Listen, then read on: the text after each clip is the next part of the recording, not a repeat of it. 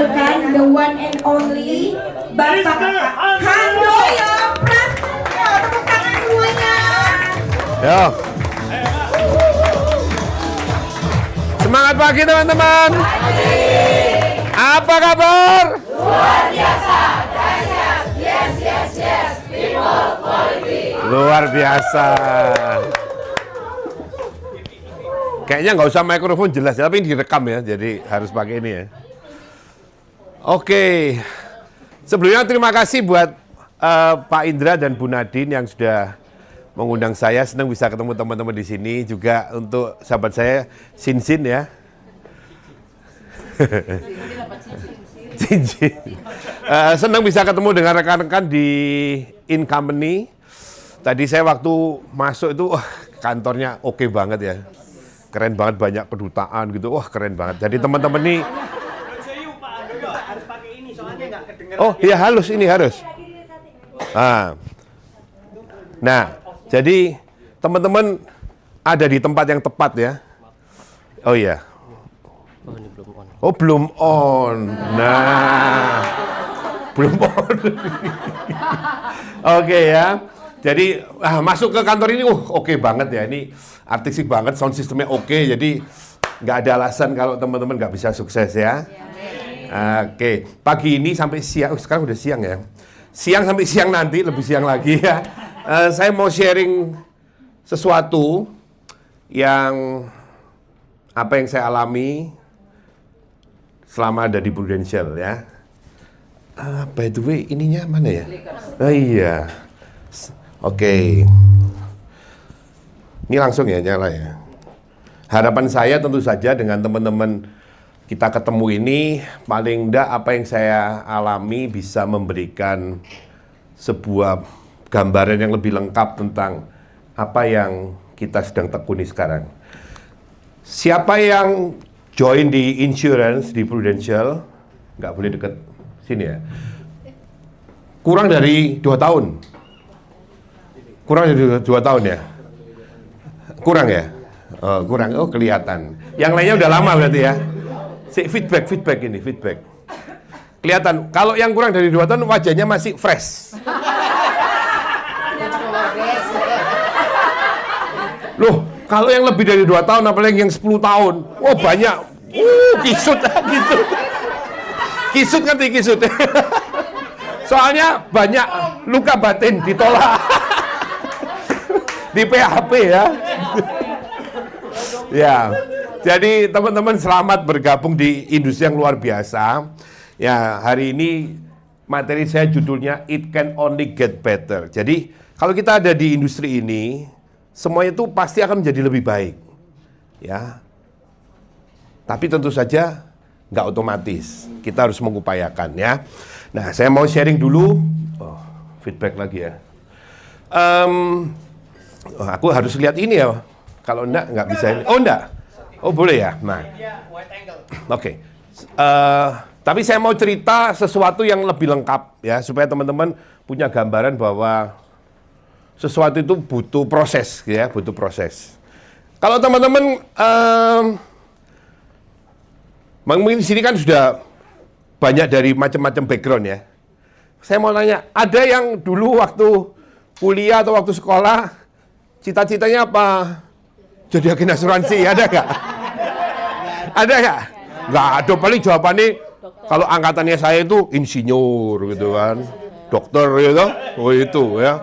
Kalau sekarang yang zaman sekarang kayak contoh anak saya ditanya apa cita-citanya, YouTuber gitu, wah ya, YouTuber gitu kan, influencer gitu ya. Nggak ada yang cita-citanya jadi agen asuransi. Cuma kita sekarang ada di sini, berarti rekan-rekan kita di sini tuh nggak kebetulan, ya. Contoh saya juga mikir kok saya bisa jadi agen ya. Ketika reuni beberapa tahun yang lalu, reuni kuliah ya, kan kumpul nih ya, so, teman-teman, ya lama nggak ketemu, seneng banget. Pas ada satu temen ngomong, Han, panggil saya Handoyo ya, yuk gitu ya. Aku tuh nggak nyangka kamu bisa jadi agen asuransi. Tapi kan kamu tuh jadi manajer, jadi apa gitu loh. Loh, aku ya podo gak ngerti kok bisa jadi agen. Jadi rekan-rekan kita itu ada di satu tempat sekarang, itu nggak kebetulan teman-teman. Ya, Jadi pasti ada sebuah maksud. Sama seperti saya dulu 23 tahun yang lalu ya, ada di masuk insurance. Itu juga pertama, bener boy, tapi nekat gitu ya. Tapi itu ternyata bukan satu kebetulan. Nah, ini saya mau cerita ke teman-teman ya. Semoga ini bisa menguatkan teman-teman, khususnya buat teman-teman yang sekarang sedang berjuang. Siapa yang sedang berjuang untuk memperbaiki kehidupannya? Semua ya, kayak saya pasti berjuang ya kan.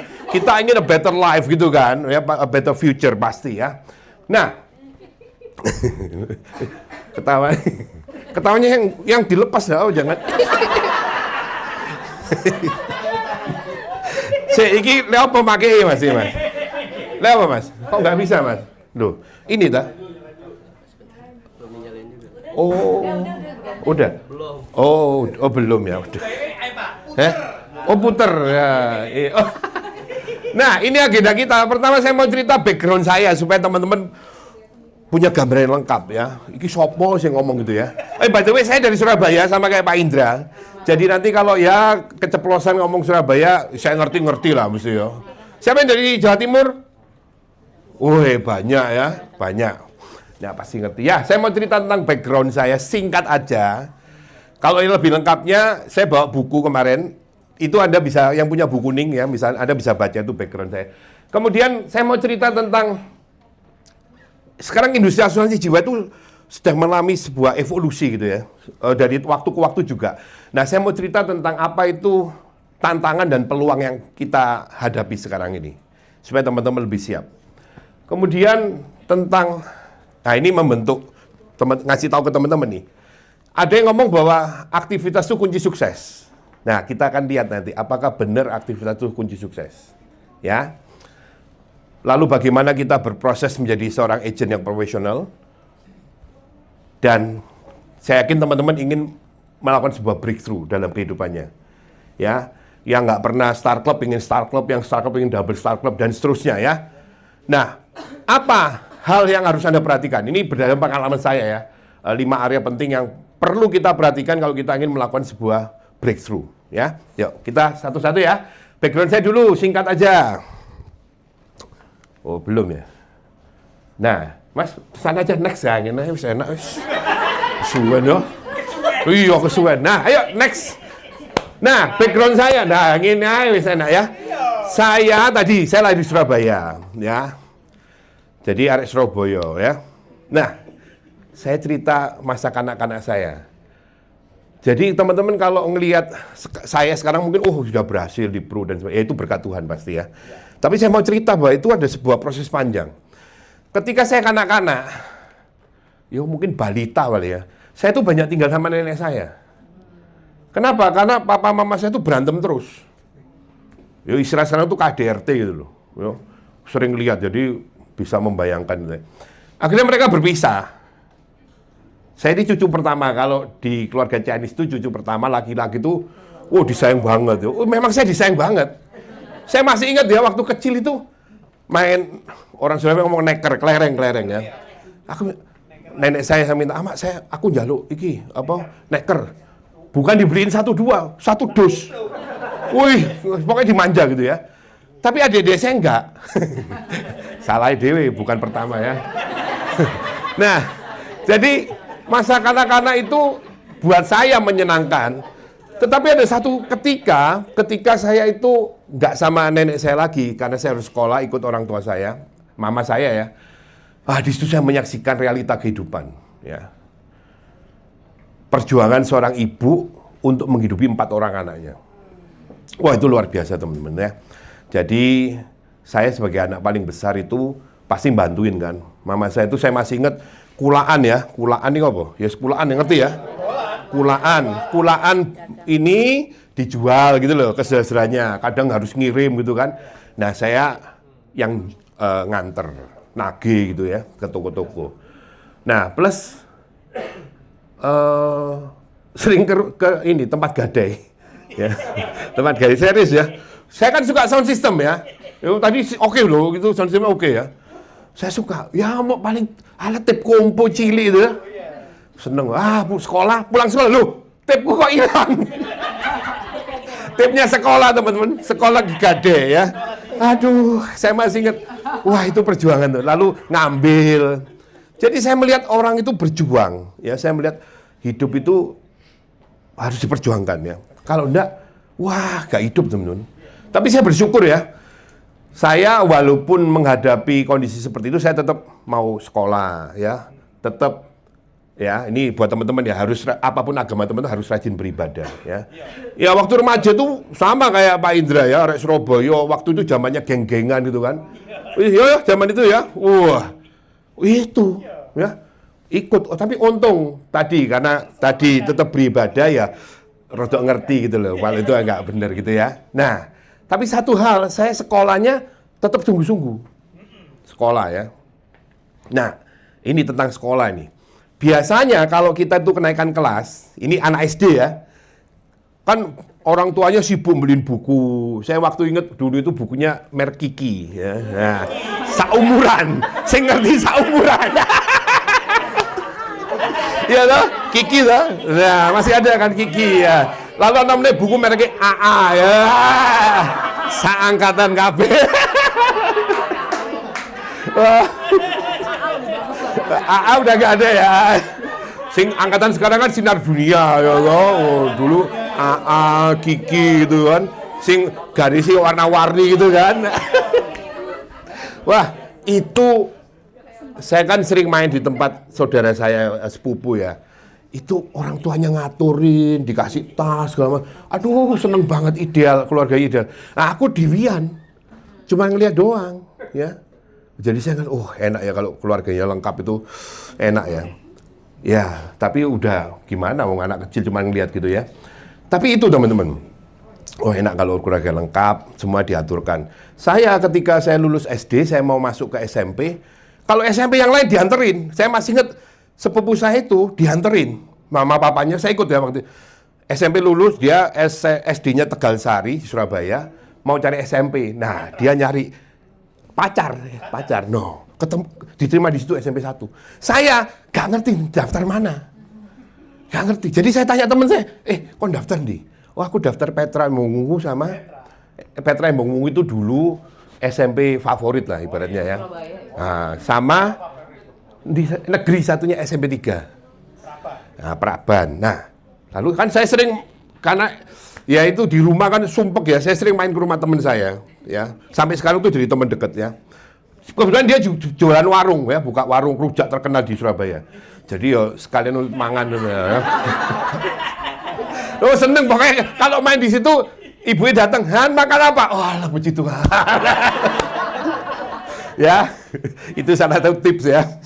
Nah, saya sering main di situ lah. Omnya ngomong, kok niki motormu sipit gak mungkin diterima nang SMP telu. Tuh, mateng kok ini. Ya, tapi dia ngomong realita ya. Karena teman saya ini turunan Madura gitu loh ya. Nah, blolong katanya.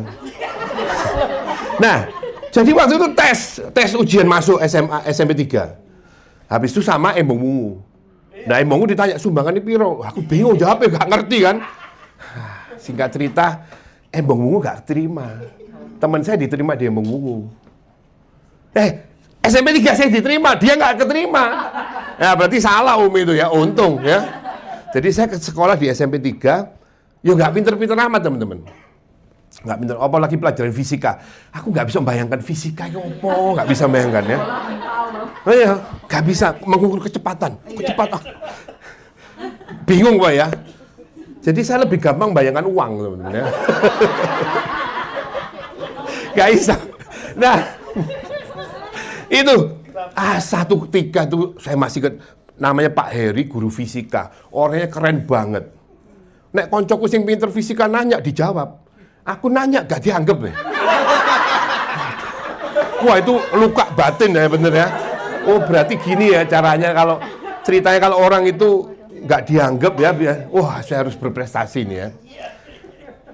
Tapi piye wong aku biasa. Tapi untung loh ya. Makanya ini kita harus berdoa. Kalau teman-teman kerja tuh mengandalkan kekuatan kita, tapi tetap ada invisible hand. Anda harus berdoa. Apapun agamanya ya. Nah saya berdoa. Dilala, kan saya tuh bingung, habis ini SMP, SMA kan harus sekolah lagi kan? Waduh, sekolah nanti gitu kan? Biaya kan nggak ada, adik saya 3 lah, yang lain masih ada ya. Wah, pokoknya berdoa, ternyata muncul yang namanya sistem penerimaan, ya pakai 6 ya, 6. Diganti, 6. Nggak tahu ceritanya dari mana, waktu saya selesai Eptanas, waktu itu namanya Eptanas ya, sekarang namanya apa Bu? Ya, nggak usah dipikir, itu ya. Maksudnya gitu. Ya. 6 saya itu 50. Wah, 50 ya. Wes, aku daftar yang SMA loro, SMA komplek. Komplek itu ya. SMA 2, 1, 5, 9. Sing paling pinter itu 5, Pak Indra itu paling pinter SMA. Soalnya namanya paling dukur standarnya ya. SMA 2 saya diterima. Itu standar waktu yang terendah itu 48 sekian. Ya keterima. Nah, mulailah saya sekolah di SMA, katanya favorit ya. Nah, sekolah kelas 2 penjurusan. Nah, ini saya mikir, wah penjurusan ini saya walaupun bisa masuk A1, saya nggak mau. Wah, nggak ngerti ya. Biologi, nama-nama Latin, aduh mumet saya. Nggak bisa, saya nggak ngerti. Jadi saya ngerti kelemahan saya. Saya uang aja. Kebetulan gurunya, wah itu saya ketemu beliau waktu reuni terakhir itu, waduh saya bersyukur banget ya, kenal sama, dididik oleh beliau ini, namanya Bu Rina ya. Orang itu kalem banget, jadi murid-muridnya tuh nakal gitu ya, remaja ya, dia cuma diem aja, ngeliatin, wah sungkan semua gitu ya, malah sungkan. Oh namanya guru sing lain, wah malah digoda ya, malah digodain ya. Nah saya masuk ekonomi teman-teman, A3, ya sama ya Pak Indra ya, A3. Nah A3 itu saya belajar sungguh-sungguh, saya bisa jadi bintang kelas. Nah itu ya, bintang kelas. Mulai ketok, oh memang bidangnya itu, fisika enggak iso ya. Ekonomi gampang, permintaan penawaran, gampang ya. Iso bayangkan gitu ya. Nah setelah lulus SMA saya mulai bingung teman-teman. Itu kanak-kanak ya, jadi kanak-kanak saya itu banyak perjuangan, saya melihat mama saya itu berjuang luar biasa. Kurang duit itu nggak enak ya. Nggak enak, kurang uang itu nggak enak teman-teman, terbatas gitu ya. Banyak orang, kalau kita diskusi gitu ya, satu saudara, mungkin mama saya nggak dianggap, popok bawang istilahnya. Kok dianggap juga nggak bisa apa-apa gitu kan. Ya, susah ya. Oh kalau sekarang dianggap banget ya, saya dikontak gitu ya. Aku sih nggak nganggap ya, jual mahal. Ya. Nah, jadi pas saya SMA selesai, mau kuliah, bingung lagi. Karena kuliah tuh harus daftar kan mahal, nggak ada uang. Saya udah bayang, aku lulus sekolah lagi jaga toko ini. Mungkin jaga toko di dekat Siola, Tunjungan gitu ya. Pokoknya itu, jadi sales. Aku udah bayangkan gitu teman-teman. Kembali loh, luar biasa. Tiba-tiba waktu saya datang, hari terakhir ya, teman saya, kamu daftar itu ya. Suruh daftar ke kantor guru gitu kan. Ternyata ada universitas negeri itu menawarkan untuk siswa berprestasi. Ya seperti PMDK, tapi namanya waktu itu PBUD, penjaringan bibit unggul daerah. Nah aku daftar, tapi itu nggak bisa diharapkan, wong itu Jawa Timur, ya. Wis pokoknya berdoa aja. 2 bulan menunggu, ya. Saya waktu itu milihnya UGM, itu yang namanya UGM, saya milihnya Fakultas Ekonomi. Jurusannya apa? Ada studi pembangunan, ada akuntansi, ada manajemen. Saya nggak ngerti. Guru BP saya, wes kamu manajemen aja, jadi begitu lulus kok dagang wae gitu kan. Oh yos, kebetulan manajemen kan apik kata-kata ya, manajemen gitu ya. Gak ngerti artinya ya. Segitu aja, polos banget pokoknya ya. Akhirnya di situ daftar 2 bulan menunggu, diumumkan. Saya masih ingat diumumkan di Harian Surya di Surabaya itu ada. Ya, namaku ada teman-teman. Waduh, bersyukur banget ya. Itu di Fakultas Ekonomi itu dari Jawa Timur 2 orang. Ya, kenal Pak Indra, kenal semua. Saya sama teman saya Alfian.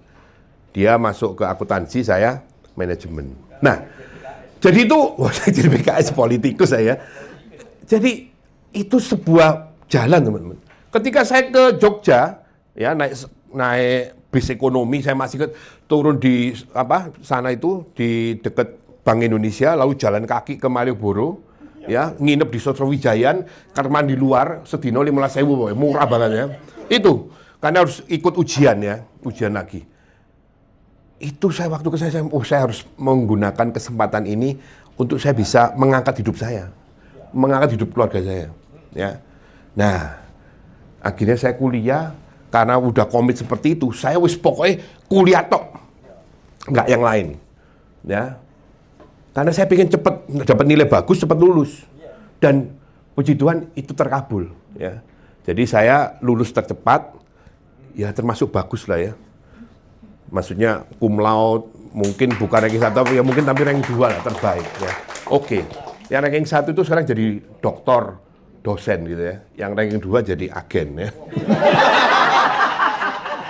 Tapi selama kuliah itu teman-teman, nah ini jadi berjuang, gak gampang loh. Saya semester 1 itu stres banget, gak ngerti teman-teman. Gak ngerti. Jadi saya pernah itu jalan dari kos habis makan, muteri Bulak Sumur itu sampai Mirota, muter, pirang kilo. Kayak orang bingung ini ngopoin gitu ya. Ya tapi itu ya dijalani anak kos ya. Kadang kiriman mama saya itu telat, jadi saya mesti ngutang ya. Ngutang ke temen. Oh kalau dulu itu uang 100 rupiah itu berguna, bisa buat makan. Ya. Jadi untuk ngirit, ya mungkin siapa yang ngekos di sini? Oh dulu ngekos ya toh. Dulu lagi ngirit teman-teman. Saya pesen nasi, soto, kuahnya yang banyak. Kasih tempe 1, tempe mendoan tuh ya. Kasih sambal, kasih kecap, berdoa 5 menit. Pokoknya sing suwe. Ketika amin, udah mengembang dia. Nah, itu dimakan. Sing penting warak. Nah iya, sing penting warak tuh serius. Itu. Ngembang kan, tepungnya ngembang gitu kan.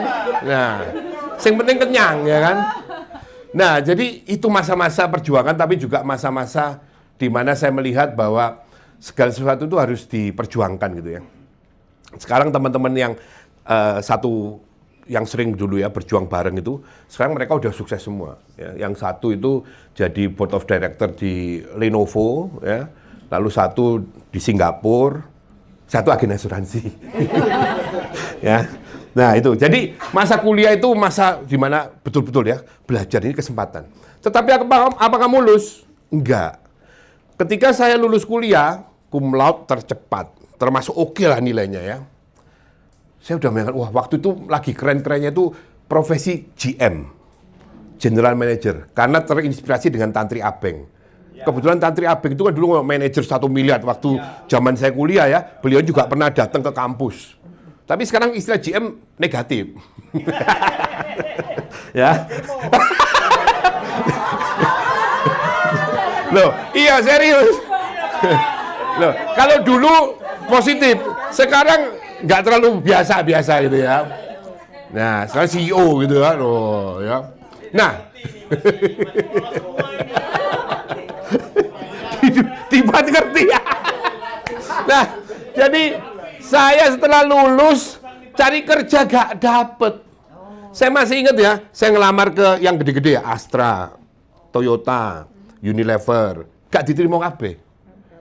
Lalu saya kirimkan lamaran banyak ke bank-bank itu, gak dipanggil. Yang tadi saya sebut itu saya sempat dipanggil.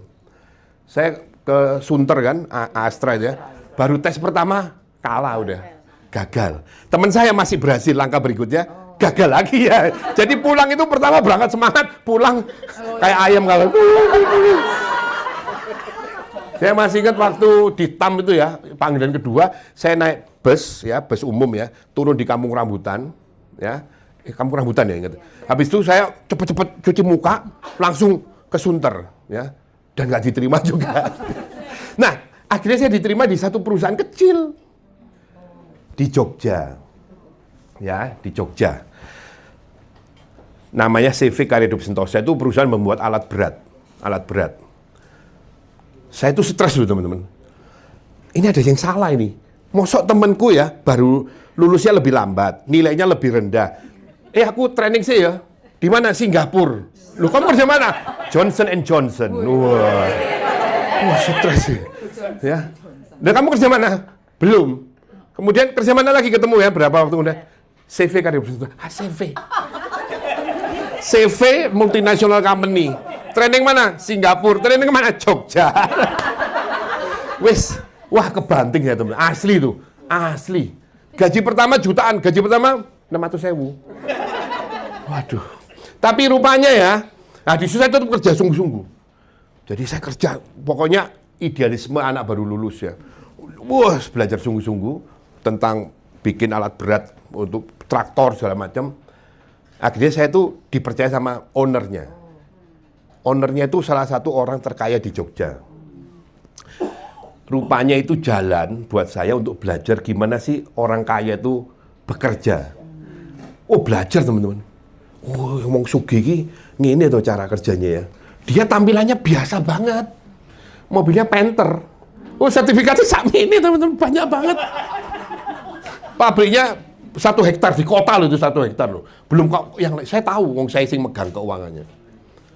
Waduh, ini caranya. Jadi rupanya itu jalan untuk saya bisa belajar, ya, untuk belajar.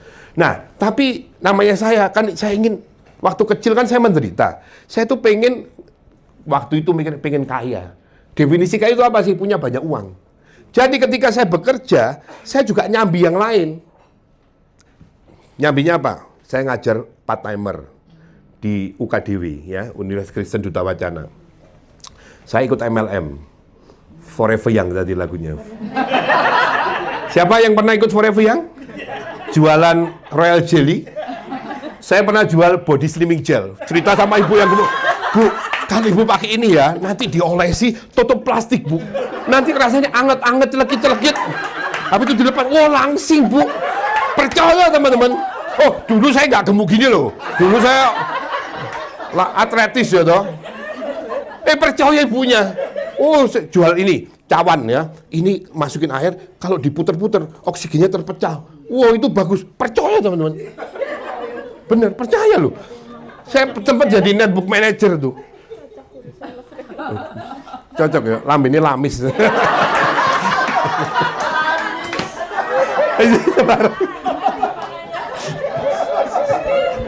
Ya, jadi itu teman-teman. Kerjanya serabutan. Malam saya nerjemah. Jadi kalau ada yang nanya kerjanya apa, ya saya tanya jam berapa. Loh, karena tergantung jam. Nek pagi saya karyawan, nek sore saya dosen part-timer, nek malam MLM, nek malam banget terjemahan. Itu supaya dapat duit teman-teman. Supaya dapat duit. Ya saya bersyukur dikasih banyak talenta gitu ya. Tapi saya pengen dapat duit, ya. Cuma kemudian yang saya rasakan ya selama saya kerja,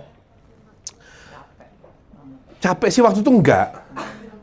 Tapi saya ngerasa bosen. Kalau kerja di kantor, siapa yang kerja di kantoran sekarang masih? Nah, bosen enggak? Rutinitas ya toh? Rutinitas ya. Saya masuk itu jam 7.20. Jadi kalau saya naik motor 7.20 saya nyekloknya 7.21 merah langsung.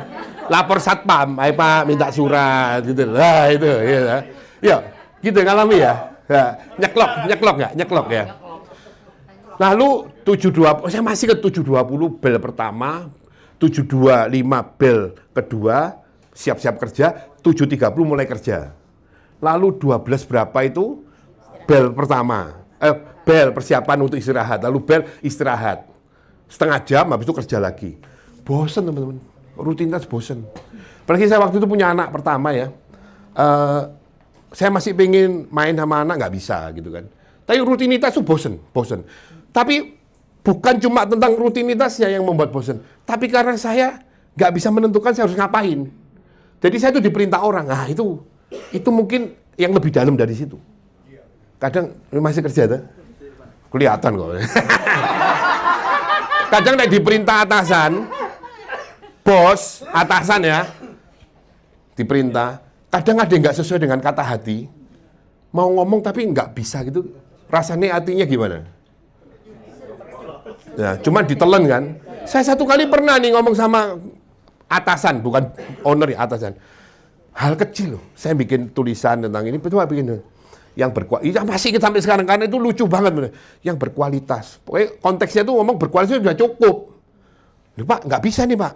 Harus kasih tahu berkualitas apa. Loh Bu, ini kan sport doa ya Bu. Nggak bisa. Oh ya wis tak ganti wis, tapi gondok teman-teman ini. Iki sing goblok sopo gitu ya. Loh, kadang itu hal-hal yang nggak cocok gitu loh. Ya. Itu nggak enak teman-teman, nggak enak. Gitu, jadi karyawan kayak gitu, nggak suka saya. Jadi saya mau keluar. Nah, ketika itu istri saya masih pacaran ya, mulai ngerti insurance, tapi bukan pro. Waktu itu AIA, dia mulai jalan, ya. Tempat tanya saya, AIA bagus nggak? Bagus. Soalnya saya baru lihat di koran AIA gitu kan. Padahal nggak ngerti aku, bagus gitu kan. Nah, dia nekuni di situ, kemudian dia pindah ke pro. Nah, saya ikut nemeni, nganter. Lama-lama dia ngomong, kok ngomongnya gampang, aku ikut ngomong. Lama-lama yo kok enak gitu ya, closing gitu kan. Nah, ketika kami merit, saya masih ingat itu bulan Oktober ya, 2002. Ya, 2002. Saya lihat income-nya dia tuh 2/3. Dari income total, dia 62/3-nya. Saya cuma 1/3. Loh, padahal dia kerjanya enak banget, bisa diatur sendiri. Hahihi, nggak ada yang merintah-merintah gitu kan. Saya tertekan, kadang kalau udah beli harus lembur, ya. Stok opnam, waduh nggak enak, stok opnam minggu-minggu itu, aduh. Kok beda ya? Nah, terus saya akhirnya mau keluar teman-teman. Saya ngomong sama bos saya, Pak, maaf saya mau mengundurkan diri. Oh, Pak Andre mau mengundurkan diri. Dipikir dulu. Oh ya Pak, kan saya respect banget dengan bos saya nih ya. Akhirnya mikir kan, bulan depannya waktu gajian, gajiku dinaikin 500.000. Gak situ, 500.000 berguna ya. Waktu itu gaji saya 3 juta sekian ya. 500.000 kan signifikan ya kan? Pegawai teman-teman ya. Masa udah dinaikin mau minta keluar lagi? Ya tak empet dulu lah. Ya. Tapi nggak kuat terus pengen keluar. Desember saya datang lagi. Tak ngomong meneh sombong dinaikin lagi.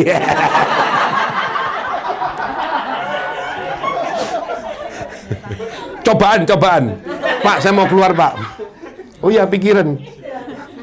Mau keluar ya udah keluar ya gitu cobaan. Nah, jadi ketika itu kedua saya ngomong, oh ya udah, boleh keluar teman-teman. Tapi ingat loh Pak Ando ya, kalau Pak Ando sekarang keluar jadi agen, kan jual polis. Sekarang udah bisa jual polis. Nanti tahun depan jual ke siapa? Lu kan orangnya habis. Oh ya bener juga ya. Tapi udah terlalu ngomong, masa ya udah batal kalau gitu Pak. Kan nggak enak ya kan? Nggak enak. Ya wis tak telan aja wis nasib pokoknya ya. Akhirnya saya keluar, saya masih ingat Desember keluar, Januari tanggal 4 saya join Pro 2003 ya. Itu masa-masa saya mulai awal-awal. Hari pertama bagaimana, siapa agen baru di sini? Agen baru ya. Baru berapa lama? Baru hari ini. Luar biasa. Oh, kamu bersyukur banget ketemu saya hari ini ya kan? Karena kamu karena kamu pasti mengalami bingung mau ngapain. Ya. Loh, bingung. Aku di sini bingung hari pertama. Aku ngapain ya? Nggak ada lagi yang merintah saya. Nggak ada lagi ceklok. Wes tangi karepmu jam berapa gitu kan? Nggak ada. Loh, itu nggak enak loh. Itu satu perubahan. Ya siapa yang kadang bingung, aku mau ngapain deh sekarang ya? Artinya itu belum terbentuk pola kerjanya. Kalau dulu karyawan kan langsung. Kalau kita linglung bingung gitu ya, atasan datang, kamu ngapain? Kadang kalau di kantor dulu itu, kalau saya ngantuk ya, saya pura-pura diem gini. Kalau orang berdua, itu kantornya mepet-mepet kan, tempatnya kecil. Saya di sini, atasannya di sini, saya diem aja. Pak Andre kenapa? Pusing Bu. Oh ya udah sana ke itu. Oh ya Bu, makasih. Wes ndelik aku turun. Itu trik-trik karyawan itu ya. Jadi itu waktu saya jadi agent pertama kali, bingung loh teman-teman. Nah, gimana cara lawannya? Kan belum punya pola ya.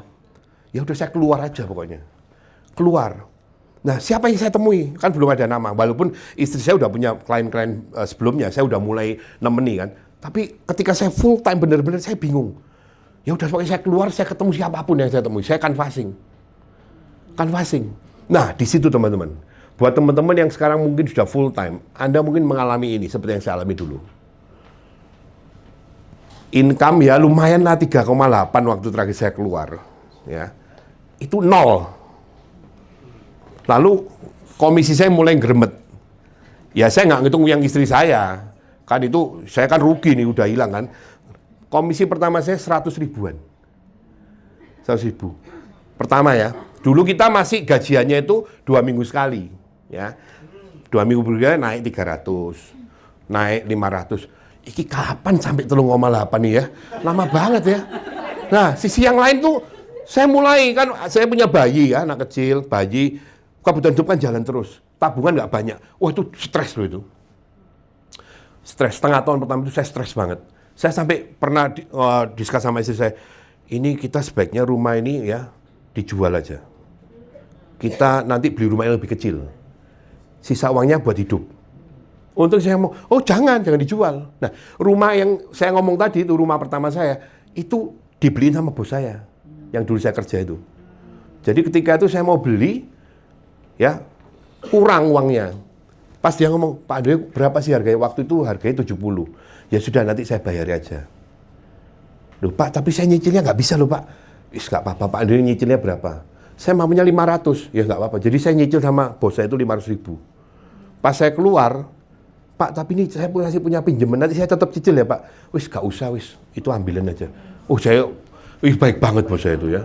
Rumah saya pertama itu, ibaratnya dia yang ngasih jalan, dia yang beliin itu. Ya. Saya beberapa kali masih ketemu. Pak Andre jok lemu-lemu gitu ya. Kan dia udah tahu kalau saya udah berubah gitu kan. Tubuhnya masih lemu ya. Enggak. Karena salah satu orang seniornya itu disewakan di perumahan tempat saya.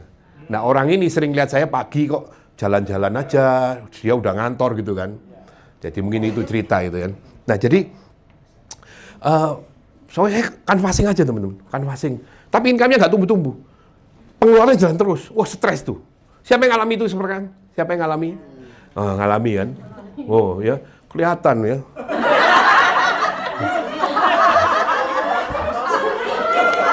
Nggak apa-apa. Nah, sekarang saya nanya, yang ibu lakukan apa? Yang ibu lakukan apa?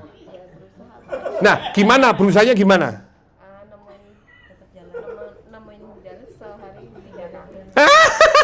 Nggak bisa 3 kali.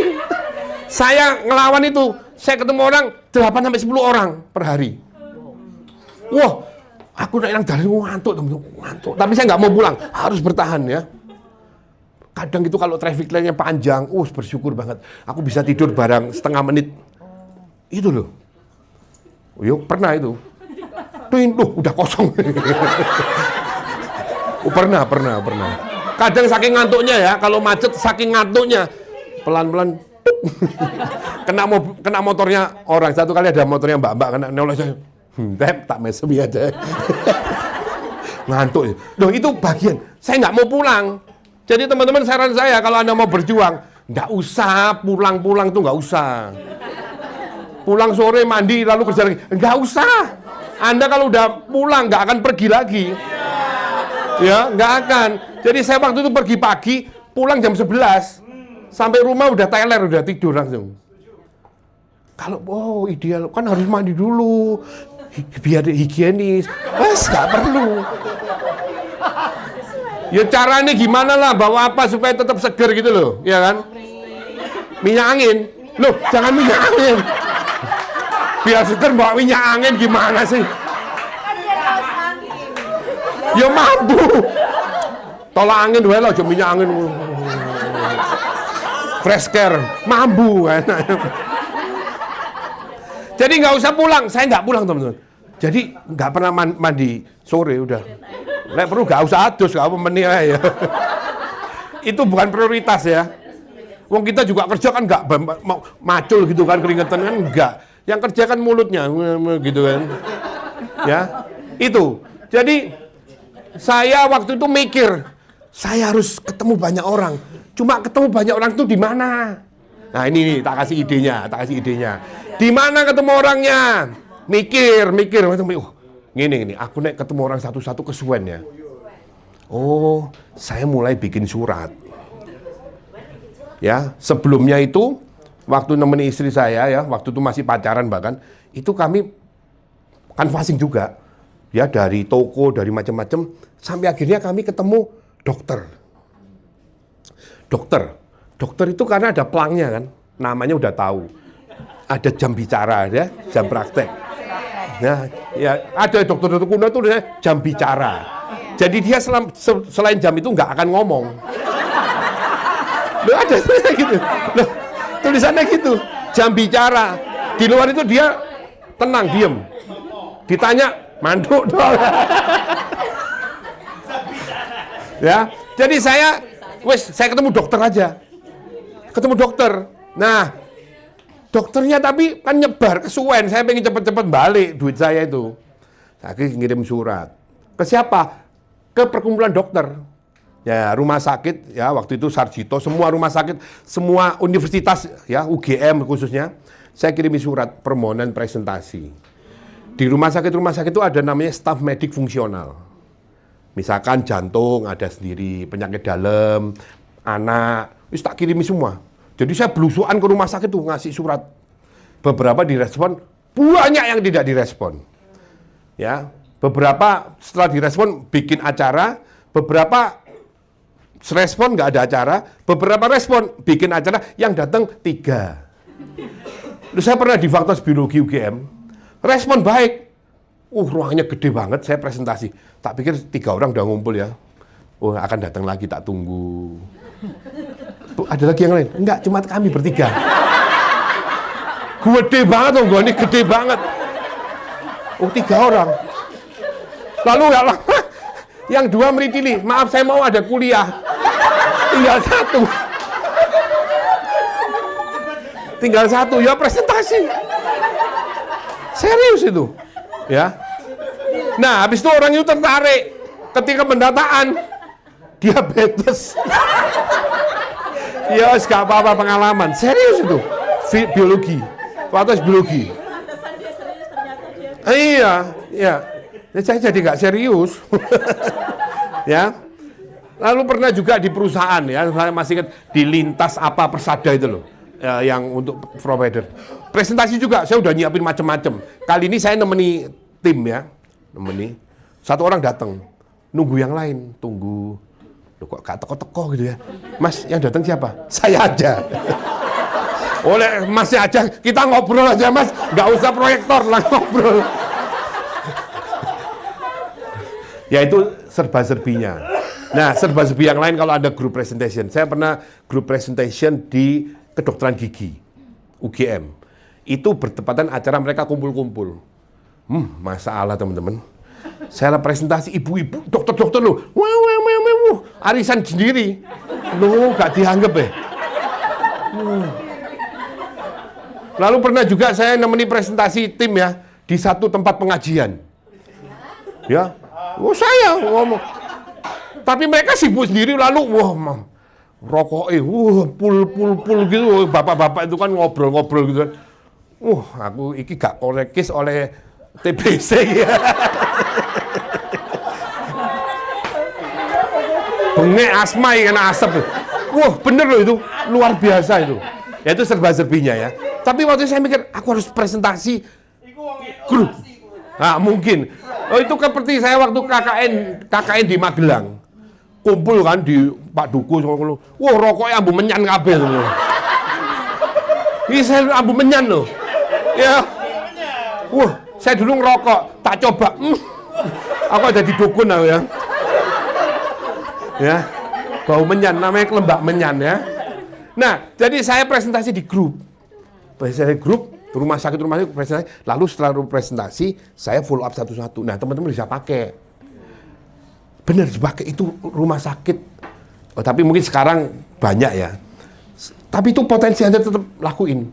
Bikin surat bagus itu ya, presentasi. Kasih aja judulnya apa, perlindungan income atau apa, kirimkan ya ke kalau rumah sakit bukan negeri kan satu ada pengurusnya.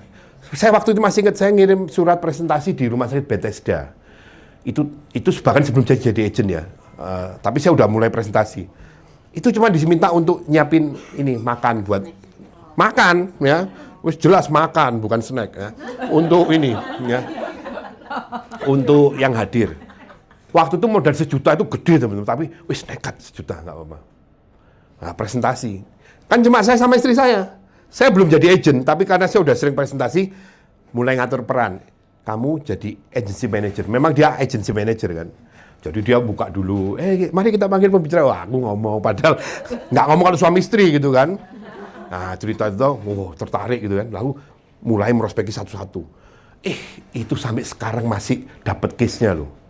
Itu uang 1 juta, itu sekarang mungkin bisa jadi 1 miliar lebih tuh, teman-teman.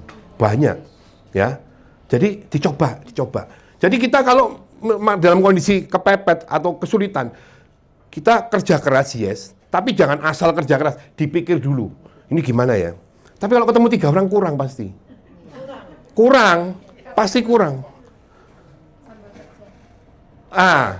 Kalau yang sambil kerja, gini. Pokoknya yang penting itu di kerjaan kita tuh reguler. Harus teratur. Jadi jangan sekarang prospek, besok mandek, prospek. Nggak boleh. Jadi kita harus mengkhususkan waktu. Ya. Kerja pulang jam berapa? Nggak mesti sih. Nggak mesti. Oh, nggak mesti ya? Sip. Aku curiga jadi security gitu ya.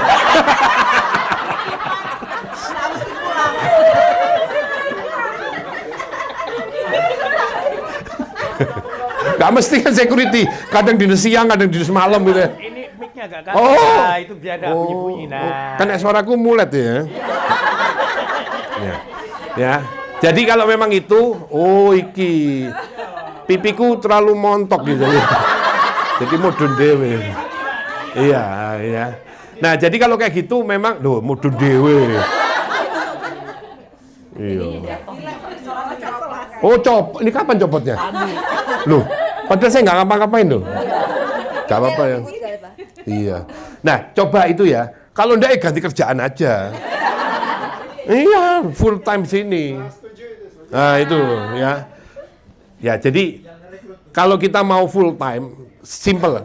Harus mau kerja keras, lalu siapkan tabungan untuk hidup. Kalau saya dulu nyiapkan tabungan 15 juta, karena waktu itu biaya hidupnya 1/4, jadi untuk setahun. Jadi waktu berjalan tuh, duk karena habis kan duitnya. Siapin tabungan untuk berapa bulan, supaya kita bisa lebih fokus itunya. Hitungnya simple. Kalau income saya misalnya 5 juta ya, UMR di sini 5 juta. Kalau saya bisa dapat 5 juta itu kalau komisi katakanlah 25% itu berarti kita berapa? 20 juta. Iya kan? Kalau saya bisa 20 juta, itu sudah sama dengan income ini sebulan. Artinya kalau saya bisa start club pasti sudah over kan? Harus punya impian yang besar kayak gitu. Ya. Harus punya impian yang besar. Tapi harus dimulai, kalau enggak waktunya jalan terus, kita cuma ragu takut jalan di tempat. Nah, ini yang saya mau ceritakan. Ketika saya keluar, saya kan ninggalin gaji. Deg-degan. Tapi saya merespon dengan kerja keras. Mikir, kerja, pokoknya dua-duanya ya. Saya belum punya staff saya sendiri karena belum mampu bayar. Nah, komisinya juga dikit-dikit ya. Tetapi teman-teman, di insurance ini tidak ada yang namanya linear. Oh, habis 1, 2, 3, nggak ada. Habis 1, 2 bisa lompat 10. Itu yang saya alami. Jadi ketika saya naik pelan-pelan 100.000, 300.000, 500, 700. Bulan Agustus 2003, saya closing case besar pertama saya. Preminya berapa? Embung. Kalau dirupiahkan sekitar 30-an juta sebulan. Bayarnya setengah tahunan. Tapi setelah issued, preminya jadi berapa? 80.000 US dollar. Setahun. Bayarnya full. Aduh, itu duit nggak pernah lihat duit segitu teman-teman. Komisi ya. Ya. Dulu dolar. Nah, setelah closing itu saya mulai mikir, ternyata aku bisa ya, seperti yang lain closing besar. Nah, ini keyakinan dalam diri itu mempengaruhi loh. Saya heran ya, setelah saya closing besar itu, keyakinan diri saya naik, saya closingnya besar-besar terus teman-teman. Itu loh. Ya, jadi ini kayak saya ngomong, saya mau sampaikan ke teman-teman. Teman-teman, setiap orang tuh bisa closing besar. Setiap orang tuh, tak lihat kok ibu-ibu sini laki-laki nggak tak lihat ya. Law of attraction ya. Baru sadar aku. Iki ibu-ibu manajer. Ya, jadi kalau kita itu punya keyakinan, kita tuh bisa. Ya. Jadi ketika saya sudah closing itu loh, balik ini bener kan. Ketika saya closing tadi, berikutnya ada klien yang sebelumnya closing 1 juta. Bisa nambah lagi 7,5 juta sebulan. Itu. Jadi teman-teman, percayalah sukses itu untuk semuanya. Cuma banyak orang pengen sukses tapi nggak mau kerja. Banyak orang pengen sukses mau kerja tapi nggak tahu caranya. Nah, hari ini mau tak sharing sebagian caranya, ya. Supaya teman-teman bisa maju, ya. Ini prolonya, artinya teman-teman sekarang udah mulai ngerti, oh ternyata itu proses ya. Dulu yang ngomong itu juga pernah ngalami seperti yang sekarang saya alami gitu loh. Nggak ujuk-ujuk seperti sekarang, enggak. Jadi setiap orang lewat proses, ya. Bahkan orang yang orang tuanya kaya pun dapat warisan, dia kalau mau sukses lagi, ya harus berproses lagi. Cuma startnya beda, tapi tetap kalau mau naik harus berjuang lagi. Ya, itu. Ternyata setelah itu, wah nambah lagi. Bisa, ya. Tahun 2003, saya finish, setahun itu kan Januari, Desember, omset saya itu 750 jutaan. Ya. Saya yang belum pernah kemana-mana, tiba-tiba jadi presiden klub. Pergi ke Praha, startup pertama. Lalu presiden klub ke San Francisco. Wah, deso teman-teman. Loh, percayalah. Jadi kalau sekarang saya lihat teman-teman, woi njebuki sendok, oh kayak aku di sini. Loh, dulu saya masih ingat ya nggak apa-apa ya cerita ya. Nanti kalau itu nggak apa-apa ngambil. Cuma sekarang saya ngambil juga, teman ngomongnya lebih halus. Kalau dulu saya ke Praha itu naik Swiss Air. Swiss Air. Sendoknya apik bulat, ono logo nih Swiss ini.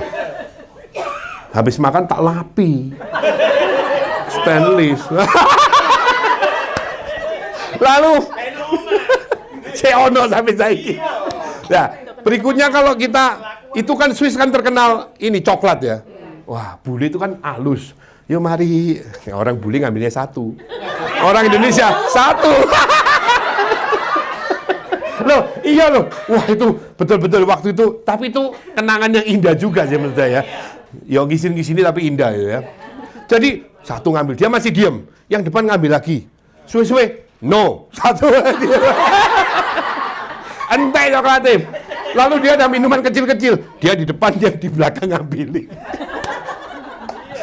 Sekarang saya kadang juga mau koleksi kan, tapi ngomong saya itu koleksi ini, boleh nggak tabak pulang? Oh boleh ya, thank you. Nah itu, wah saya bisa meraih itu. Income saya Anda hitung ya, kalau 750 kalikan 30%, kira-kira 20 juta. Dari 38 jadi 20, naik banyak loh, ya kan? Nggak mikir teman-teman, saya nggak pernah lihat 2003. Langsung ya, cumi-cuminya, ayo Pak Andoyo ganti mobil gitu kan.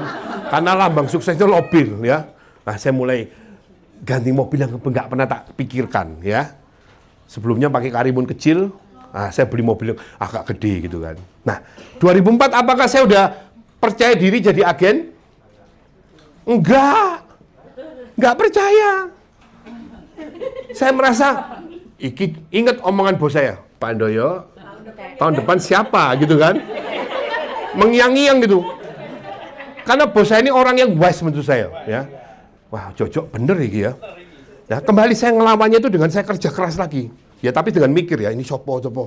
Tahun kedua omset saya lebih tinggi, 800 sekian juta ya. Saya presiden klub lagi ke Las Vegas ya, itu ya itu. Jadi dalam 2 tahun itu saya bisa pergi ke beberapa tempat. Seneng ya. Income saya naik 2 kali lipat lah, jadi 40. 2005 apakah saya sudah ya betul-betul yakin? Belum. Masih merasa apakah ini jalanku untuk bisa jadi pegangan untuk hidup ya. 2005 omset saya di atas 1 miliar. Ya. Waktu itu saya masih ingat, saya perginya kemana ya, 2005, 2006, ke Tokyo. Saya ngajak Bro Flyer. Ya, seneng aku Bro Flyer. 2006, wis dan seterusnya, wis di atas 1,5 miliar wis. Ya. Gimana itu jalan? Nah nanti, kerja yang pasti ya, kerjanya harus terstruktur, harus sistematis. Ya.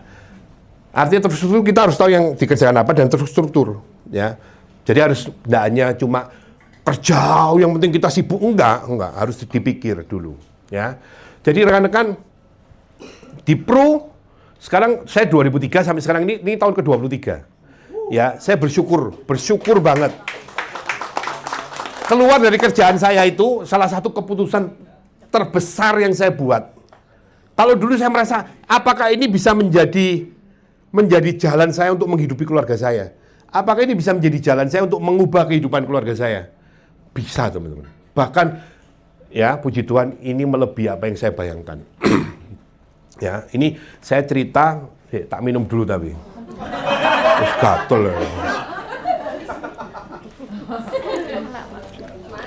Silakan dong diminum, mari. Oh, nggak ada. Ya, nah, ini saya cerita tapi bukan menyombongkan diri, tapi saya mau kasih gambar ke teman-teman. Oh, bahwa bisa loh saya juga. Jadi saya katakan, kalau saya bisa, yang lain pasti bisa. Cuma mungkin yang lain ini belum tahu caranya. Ada temen, ini real story ya. Dia itu manajer marketing perusahaan chat, ya. Gajinya 25 juta. Suaminya juga kerja. Ketika join di Pro, melorot. Nah, pas saya ngisi di tempatnya dia minta waktu. Dia jemput saya di bandara, lalu makan, lalu minta waktu ya. Pokoknya mau sharing. Nah, ketika itu saya nanya kenapa. Dia bilang, aku itu semangat. Pekerja keras, bukan pemalas. Ya. Tapi tetap nggak ada hasilnya kok. Aku udah konsul ke banyak orang, ke motivator. Jawabannya cuma, ya ayo coba sekali lagi. Kamu pasti bisa. Iya motivator ngono itu ya kan. Pas saya jawab, very simple. Yang kamu butuhkan itu bukan motivasi. Karena kan kamu udah motivated, udah termotivasi. Yang kamu butuhkan itu caranya. Kamu belum tahu caranya. Nah, mungkin ya, khususnya agent baru ya, itu semangatnya 45, semangat. Cuma mungkin kenapa nggak berhasil? Karena satu, nggak tahu caranya. Jangankan agent baru, ya, agent yang udah lama pun ya, saya baru tahu itu, gini, kan saya cerita nih, satu konsep. Lalu, oke, tak pikir oke ya, tak suruh ngomong dewe, makin pecocot nggak tahu kemana-mana. Makin pecocot itu apa ya, istilah kemana-mana gitu loh, ngalor ngidul ngomongnya. Ya.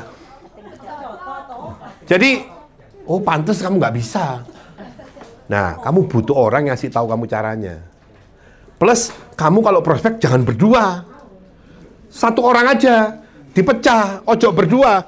Nek suami istri prospek berdua ya boleh, bagus. Cuma, kita harus bisa ngelihat. Kalau berdua ini kok saya seringnya cuma mampir makan lalu ngobrol nggak jadi prospek ya? Nah itu nggak bagus. Ya dewe-dewe aja. Saya sama istri saya sendiri-sendiri.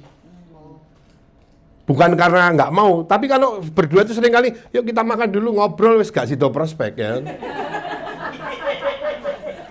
Ya kan? Jadi itu. Jadi sendiri-sendiri. Nah, Anda yang tahu. Tapi ada juga yang berdua lebih efektif, lebih produktif. Nggak apa-apa. Yang satu ngomong, yang satu berdoa. Ya kan? Satu ngomong. Ya.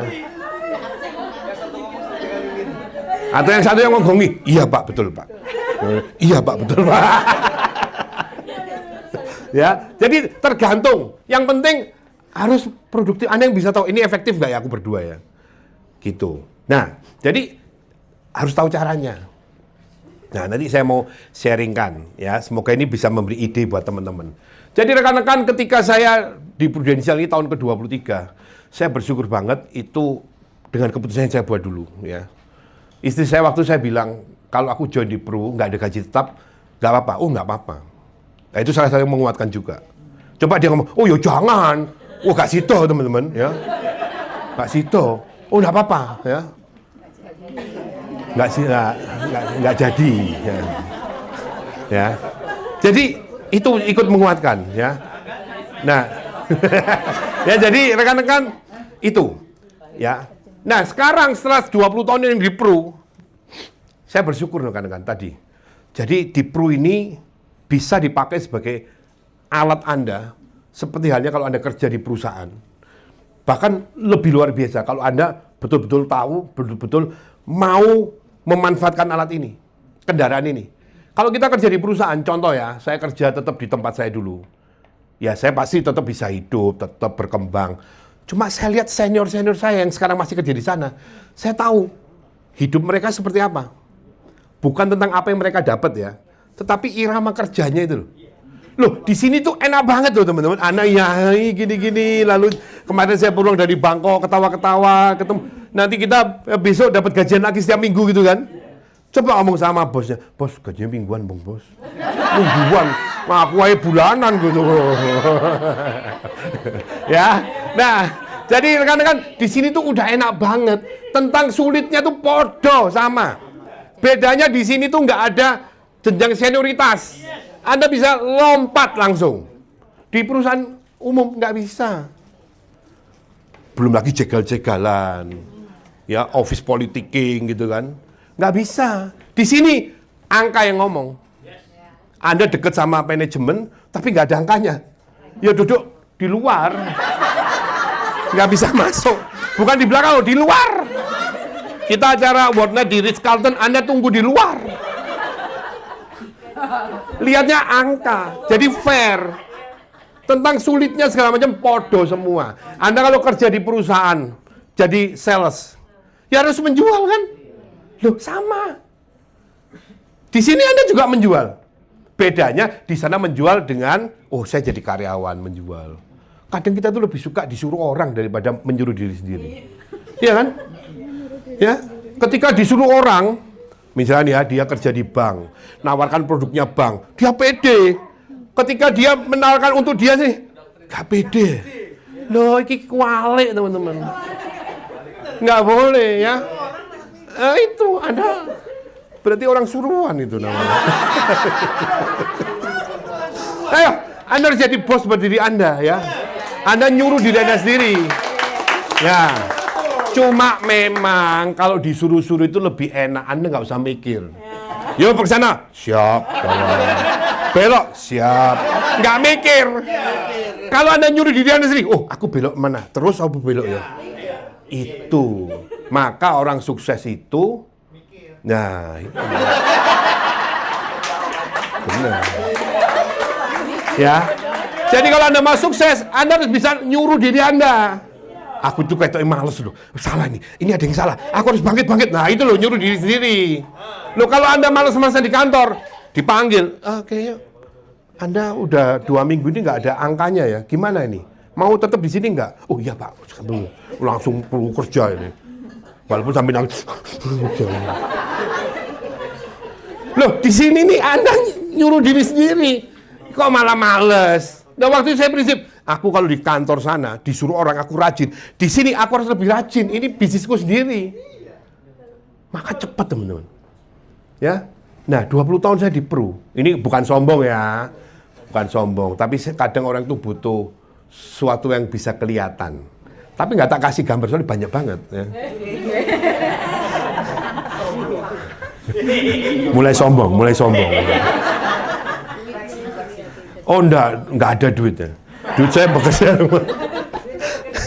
Ya, jadi kalau dulu mama saya itu nggak pernah punya rumah. Karena memang ngontrak, teman-teman. Ngontrak, ya. Sekarang saya puji Tuhan bisa punya rumah sendiri. Ya, punya rumah. Setiap hari pindah rumah bisa. Ya. Ya, itu lebih loh. Sombong. Ya, tapi kalau ada kesempatan saya mau sharing gimana kita kerja keras, tapi kita juga bisa ngelola hasil kerja keras kita. Tapi nggak sekarang ya. Sekarang saya mau sharing bagaimana kita bisa berpenghasilan dulu. Belum ada hasilnya udah mau ngelola gimana gitu kan. Itu ya toh. Nah, jadi rekan-rekan, prinsipnya Anda di sini itu sudah tepat. Dimanapun selalu ada kesulitan. Nggak ada ceritanya, oh Anda gampang dapat duit. Nggak ada. Tetap ada sulit, ada tantangan, ada hambatan, Anda harus disiplin. Semua itu sama dimanapun. Artinya di bisnis apapun sama. Di perusahaan apapun, warna apapun, podo. Ya, kalau mereka mungkin ada, oh sini lebih gampang, itu promosi. Ketika Anda udah masuk, oh itu dulu promosi, sekarang enggak. Alias ngapusi ya. Loh, jadi artinya jangan pernah tergoda. Saya selalu ngomong sama, kan saya itu bikin banyak training ya, yang ikut saya itu banyak lah pokoknya ya, ribuan orang. Itu saya selalu ngomong, ngapain? Ya kayak yang pindah silakan. Pindah profesi, pindah band, silakan, itu hak mereka. Tapi satu hal, yang problem itu dirinya sendiri. Mau ganti gendera warna apa ya, sing problem dirinya. Jadi sing diganti ya dirinya. Ya, mindsetnya segala macam diganti. Ya, jadi fokus saja satu. Ya, saya ditanya gini, enggak. Ada beberapa teman, enggak. Kalau kamu berteman sama aku, kita makan-makan hari, oke. Tapi enggak ngomong bisnis. Enggak. Ada yang satu orang, Pak, ini benar. Tidak. Enggak. Ngapain? Ya. Jadi rekan-rekan, Anda sudah ada di tempat yang tepat. Anda ada di tim yang tepat. Sekarang tinggal Anda tepat enggak? Mau sukses enggak? Anda harus berubah dirinya. Bukan merubah lingkungannya. Lingkungannya udah tepat kok. Ya. Kalau Anda berlian ya ditaruh di mana aja sama aja. Ya, nangkap ya.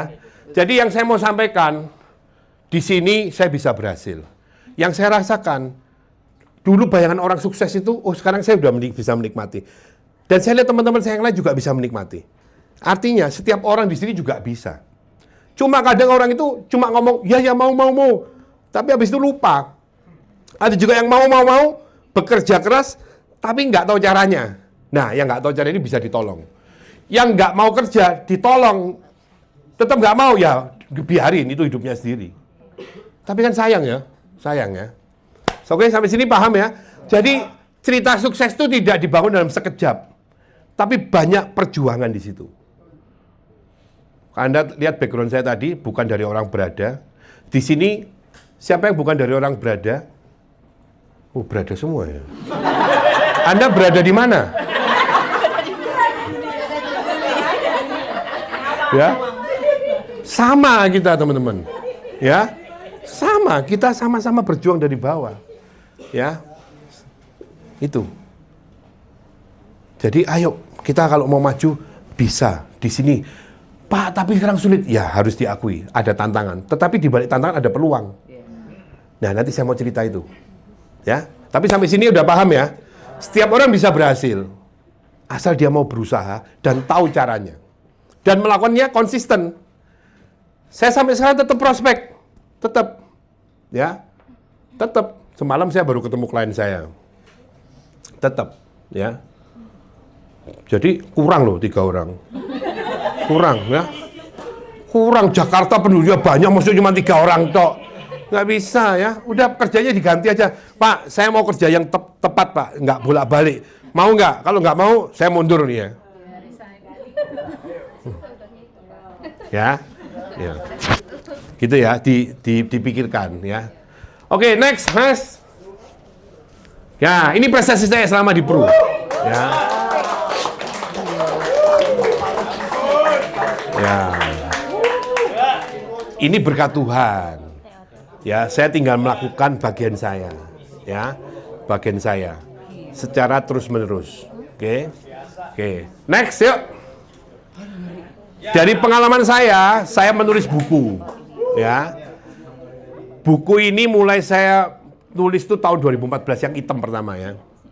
Jadi semua yang saya ketahui, yang saya kerjakan di industri ini, itu saya sudah tuliskan semua. Ini bisa dikatakan sebagai legacy untuk industri ini, ya.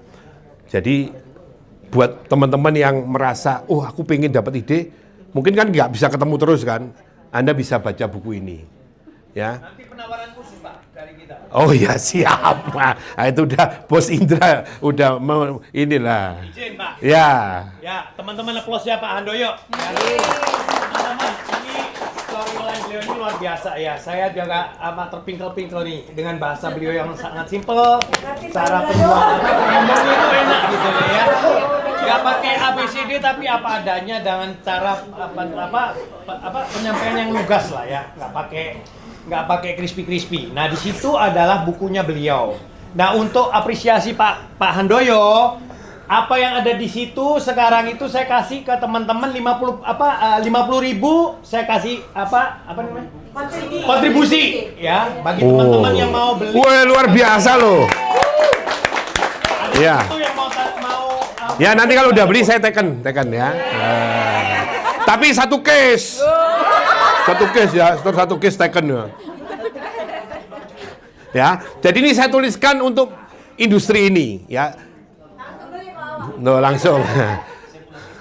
Jadi tak ceritain sedikit ya. Yang hitam ini yang pertama kali ini buat teman-teman yang sekarang ini mungkin Anda sulit untuk menjelaskan ke orang. Nah ini dari apa yang saya temui, saya sampaikan. Ya, yang merah yang terakhir ini buat khususnya agent baru. Ini kelemahan kita kenapa nggak bisa sukses? Karena kita nggak bisa memerintah diri sendiri. Karena kita nggak tahu ketika ketemu orang itu gimana. Karena kita punya pandangan yang keliru tentang proses menjual. Ya, jadi buat agent teman-teman yang baru, saran saya baca buku merah dulu. Nah ini. Nah ini ya wis promosi ya. Oh segel, soalnya dia gampang flu. Jadi dikemuli ya. Buku yang hitam, kuning, putih, biru ada CD-nya. Ya ada CD. Yang kuning itu tentang kisah saya menjual. Jadi ketika saya ketemu orang menjual gimana tak ceritakan di situ. Flow-nya. Ya, sama tentang ide penjualan. Yang putih tentang handling objection, ya. Nah, intinya semua yang saya ketahui, ya Pak. Gaya bahasanya kayak sama kayak bahasa lisannya. Iya sama yang nulis saya, sama. Ya, jadi ini tentang buku-buku cerita. Dulu pertama kali itu ada temen, kamu nulis buku. Ya aku sharing. Loh, sharing itu cuma contoh sekarang ini, Anda udah nggak ketemu saya kan?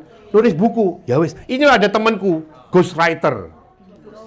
Ya, nah dengerin dulu. Nah, ghostwriter, oke kita ketemu ngobrol. Oh, saya cerita dia nulis. Ketika draftnya dikasih, iki kok beda kabeh. Jadi bahasanya terlalu muluk, indah banget. Hah? Jadi ya saya hormati kontraknya beres, tapi saya nulis sendiri. Jadi buku itu saya tulis antara saya nunggu di mana tak tulis gitu ya. Akhirnya jadi 8 buku ini. Jadi kalau teman-teman baca ini dengan dengerin saya ngomong, ya sama, karena saya nulis langsung itu. Jadi, Bapak udah baca berarti ya? Ini ada bahasa Jawa. Oh belum, sama-sama ya. Pandoyo, ada oh tapi nggak ada bahasa Surabayanya. Oh, mencotot nggak ada,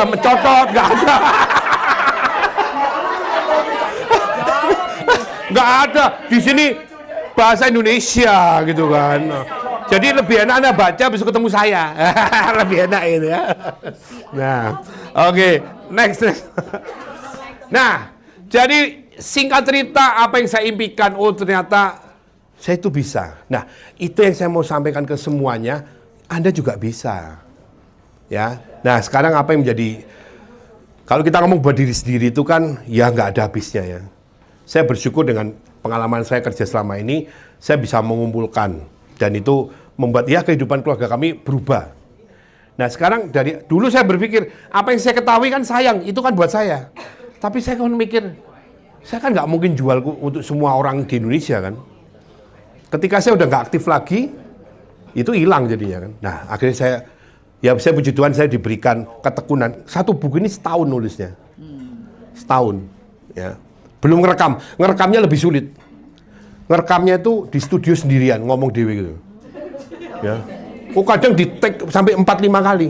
Ya, nah itu tujuan saya supaya teman-teman bisa mengerti, mempraktekkan dan bisa meraih apa yang seperti yang saya raih. Tentang tingkatan sukses itu kan beda-beda, tapi at least ada perubahan dalam kehidupan rekan-rekan semua. Ya. Oke, yuk next Mas. Jadi ini pelajaran dari pengalaman hidup saya. Pertama teman-teman, hidup ini kita harus perjuangkan sendiri. Jadi jangan bergantung pada orang lain, pada leader, pada siapapun. Jangan. Anda ada di sini, leader sudah membantu Anda harus berjuang lebih keras. Karena ini untuk diri Anda sendiri. Ya.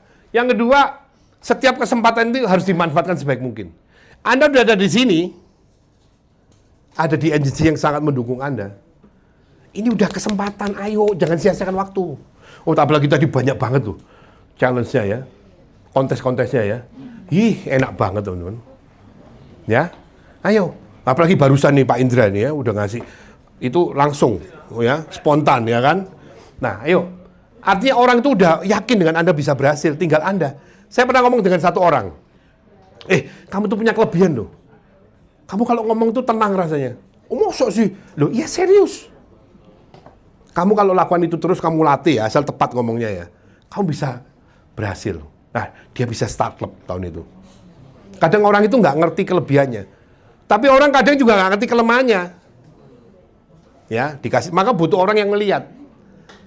Ya, kalau yang saya lakukan, orang itu tak suruh ngomong, baru tahu, ngomongnya, ya, nggak jelas. Loh, serius. Loh, saya tuh pernah ya. Saya kan training misalkan ya. Kemudian ya ini, oh ya jelas. Ini saya belum ngomong tentang ide apa-apa, ini saya baru sharing ya. Tapi sekarang saya udah ngomong satu ide. Ngomongnya kayak gini. Lalu ayo sekarang ngomong. Oh ya jelas, gampang kan ya. Begitu ngomong bingung dia mulainya. Jadi bisnis ini tuh tentang praktek. Kalau Anda semakin praktek sering ketemu orang, Anda akan fasih jadinya. Ya, itu. Nah, yang berikutnya ini menjadi miskin dan terbatas itu nggak enak karena membuat kita nggak punya banyak pilihan.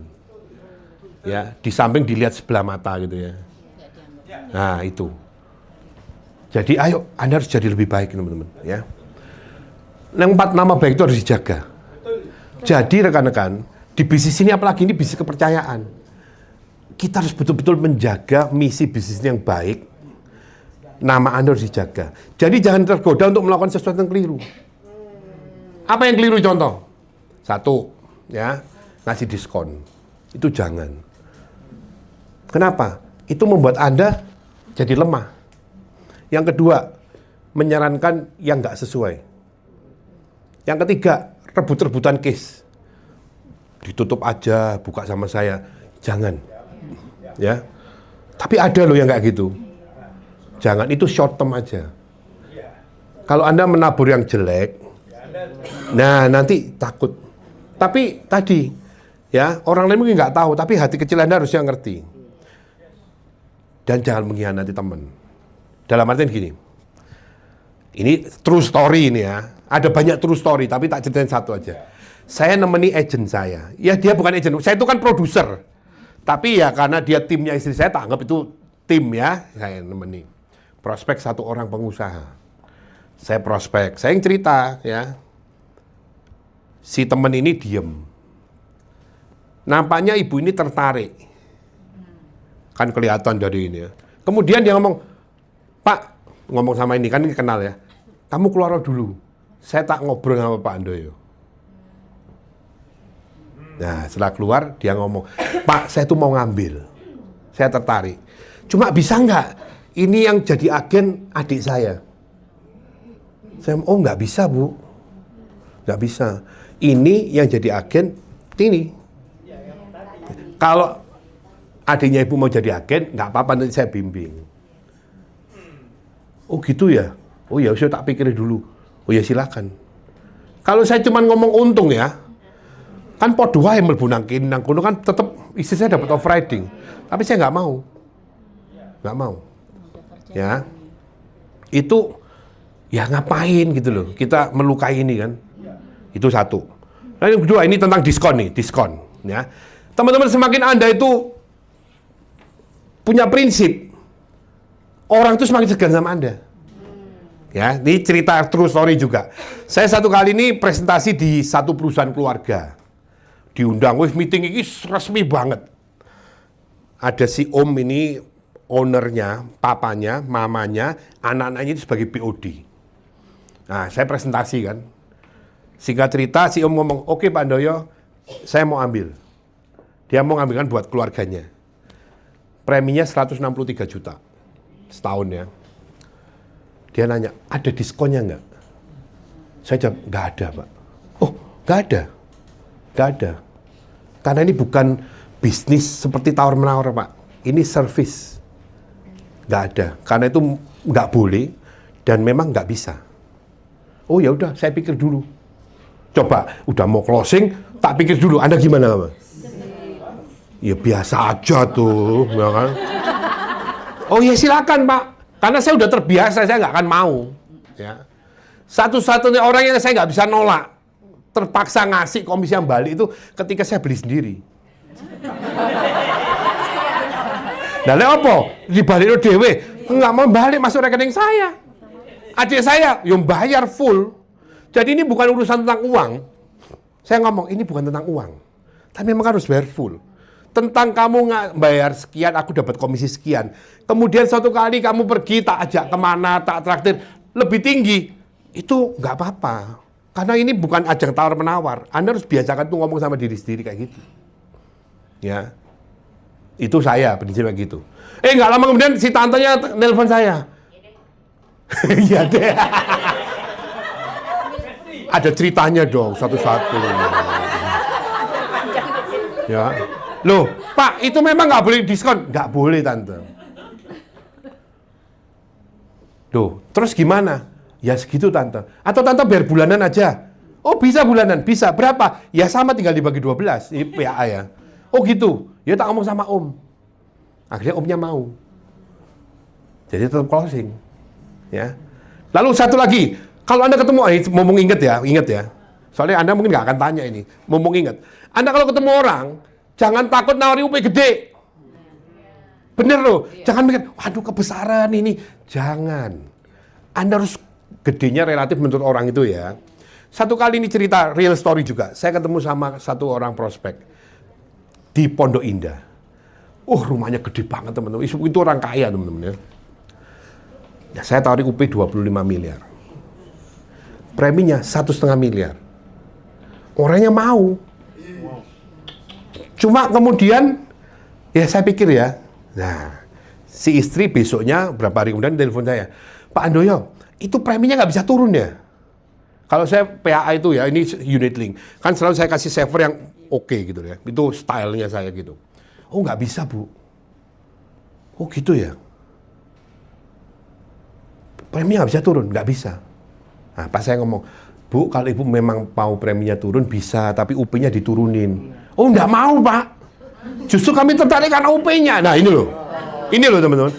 Dan memang oke akhirnya 1,5 M. 25 miliar. Sayang perunya nggak mau. Ya cuma goal 900 juta. Ya rapopo ya. 900 juta. Nah, yang saya mau cerita itu adalah orang justru, apalagi ketemu orang mampu ya, itu kalau UP-nya kekecilan nggak ada gunanya. Ini persis seperti pengalaman saya dulu. Ya Anda bisa baca di yang dia tulis. Ini mungkin karena saya kurang pengalaman ya. Makanya saya kasih tahu ke teman-teman ini. Ngomong ingat ya. Dosen saya, lulusan Amerika, doktor, akuntan, ya, baru datang nih, banyak proyek dia. Saya datang di situ nawari. Tahu nggak? Tak tawari berapa? UP 100 juta. Dia jawabnya sopan banget. Mas Handoyo, sudah kami pertimbangkan.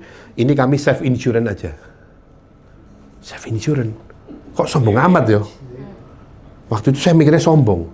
Tapi sekarang saya ngomong, bukan dia sombong, saya yang kebangetan. Nah, masa orang mampu banget, dia punya tanggung jawab gede, dia punya potensial income yang besar, earning power yang besar, cuma dikasih 100 juta. Yang salah saya. Lah iya, nggak kerosok. Kayak selilit 100 juta. Coba waktu itu saya tawarin 10 miliar. Nah, dia tertarik, melek langsung. Nangkep ya? Jadi teman-teman ini seringkali yang wabah yang menghinggapi banyak orang, banyak agent. Kasihan dia kalau gede-gede kan preminya mahal. Kasihan loh dia lo bayar premi terus. Enggak kasihan. Ya, itu justru saya ada karena itu banyak yang kayak gitu. Makanya saya cerita. Iya bener ya. Ini gitu ya. Karena gini, orang beli insurance itu nggak untuk sekarang, tapi ketika nanti. Bulan lalu saya membayarkan klaim 10 miliar.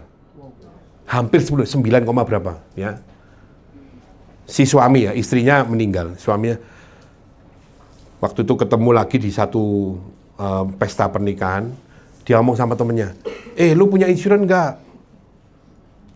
Ada tapi udah tak tutup. Loh, jangan ditutup. Itu penting banget. Itu kemarin istriku meninggal, keluarnya lumayan loh, UP-nya loh. Berguna banget. Dia ngomong gitu, ada saya. Udah kamu itu jurusan Handoyo semua ya, dikasih referensi berarti ya. Artinya teman-teman, dia bayarnya memang mahal. Sebulan tuh preminya mungkin hampir 300, satu keluarga ya. 300 juta. Piro komisinya? Akeh wis ya. Ya toh. Soalnya belum.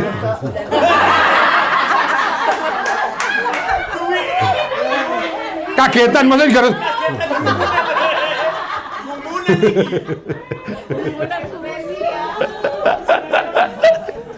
Ya, itu. Jadi rekan-rekan kalau Anda mau jualan polis itu, UP-nya harus sepadan sama yang beli.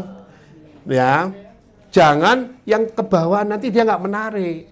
Kalau justru lebih tinggi, dia akan ngomong, oh, ini menarik sih, tapi kok mahal banget. Apa? Kalau dia ngomong mahal banget, Anda jangan tanya berapa, jangan. Nanya pertamanya, oh tentang premi itu gampang. Yang penting tentang insurance-nya ini manfaatnya, kamu setuju nggak? Berguna nggak buat kamu? Oh, ya berguna sih. Nah, wis baru kita ngomong. Orang tuh gengsi kadang. Kita ngomong, di insurance itu, yang penting orang itu kalau mau beli harus paham manfaatnya, berguna apa. Kamu udah paham ya? Oke, 1 poin.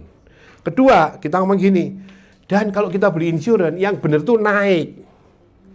Misalnya kamu beli sekarang sekian, nanti tahun depan beli lagi naik. Jangan sekarang tinggi, besok turun. Itu nggak baik. Nah, sekarang kamu mampunya berapa, ikut itu dulu aja. Itu untuk bahasa supaya dia nggak terlalu gengsi. Nangkap ya? Nah, mulai dulu setengah resep. Dokternya setengah resep. Ya. Saya sering ngomong gitu, setengah resep, beli setengah resep. Kalau dikasih obat kan setengah resep, ya kan? Nah, gitu. Kayak setengah resep berat, beli yang generik. ya, gitu ya. Nah, jadi harus jaga. Lalu ini, singkirkan rasa malu. Jadi siapa yang masih malu ketika ngomong insurance, ketika mau menjual, siapa yang malu? Masih malu? Jangan malu. Dia nggak malu. Ya, jangan malu. Masih malu, Mbak. Serius. Nanti presentasi ya. Ya, jangan malu ya. Gini, supaya Anda nggak malu gini ngomongnya. Ini. Kenapa ini judulnya? Ini mengubah mindset. Saya nggak menjual. Tapi saya membantu Anda membeli yang cocok. Beda lah. Soalnya kesannya kalau menjual, ya kayak penjual pada umumnya. Saya nggak menjual sesuatu. Tapi saya membantu Bapak Ibu membeli insurance yang dibutuhkan yang tepat. Jadi nih, help prospect to buy. Nah, orang itu butuh ahli yang membantu dia. Iya. Jadi Anda nggak segera menjual. Ini harus diomongkan terus ke diri Anda. Saya tidak sekedar menjual, tapi saya membantu orang membeli polis yang tepat. Keberadaan saya membantu orang itu. Nilai yang saya berikan lebih besar daripada hasil yang saya dapetin. Saya ada satu klien, Pak, aku nggak jadi ambil sama kamu ya. Aku ambil sama ponakanku aja. Dia kerja di bank, ya ada lumayan lah buat dia. Saya mau, oh enggak apa-apa. Ada lagi satu dokter, Pak, ini maaf, saya mungkin nggak jadi beli sama Bapak. Kemarin saudara saya datang, dia juga join di Pru. Dia minta tolong, ya, untuk beli dari dia. Ya, Anda nggak usah langsung panik ngomong, oh gitu enggak apa-apa dokter. Cuma harus dipikirkan loh dok. Kalau tahun ini dia datang ke dokter minta tolong, tahun depan dia bisa datang lagi minta tolong lagi. Nah kalau nggak ada yang nolong dia, nanti dia nggak di prudensial lagi. Terus siapa yang ngurusi polisnya dokter? Nah ini mati, ya kan? Mati jadinya ya. Nah, oh gitu ya? Iya dok. Jadi ini butuh satu keseriusan. Nggak jadi beli yang sana. Yang ini, oh iya Pak, nggak apa-apa. Cuma perlu dipikirkan. Saudara ponanya Bapak itu di situ sebagai apa? Ya. Oh habis ya, ini aja ya.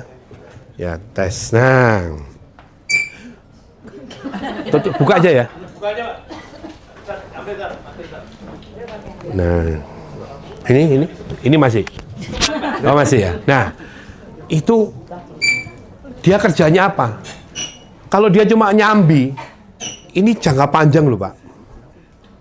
Akhirnya dia mikir kan, akhirnya dia oke beli sama saya. Ketika dia membeli, saya ngomong gini, Pak, saya memang dapat komisi dari preminya Bapak ini. Tapi Pak, apa yang saya kasih ke Bapak nanti jangka panjang itu lebih gede ketimbang komisi yang saya dapat. Oh iya Pak, ya. Jadi kayak drama gitu ya. Jadi teman-teman harus menghargai, ya. Jangan malu. Kita nggak sudah menjual hanya untuk jualan ngasih ke kita, enggak. Tapi kita berikan sesuatu. Maka jualnya yang benar. Ya, saya bisa ngomong kayak gini karena saya dulu pernah salah menjual. Salahnya apa? Ya tadi saya marah, aduh, lek premi ini kegedean, apa lek UP-nya kebesaran, preminya kebesaran, kasihan.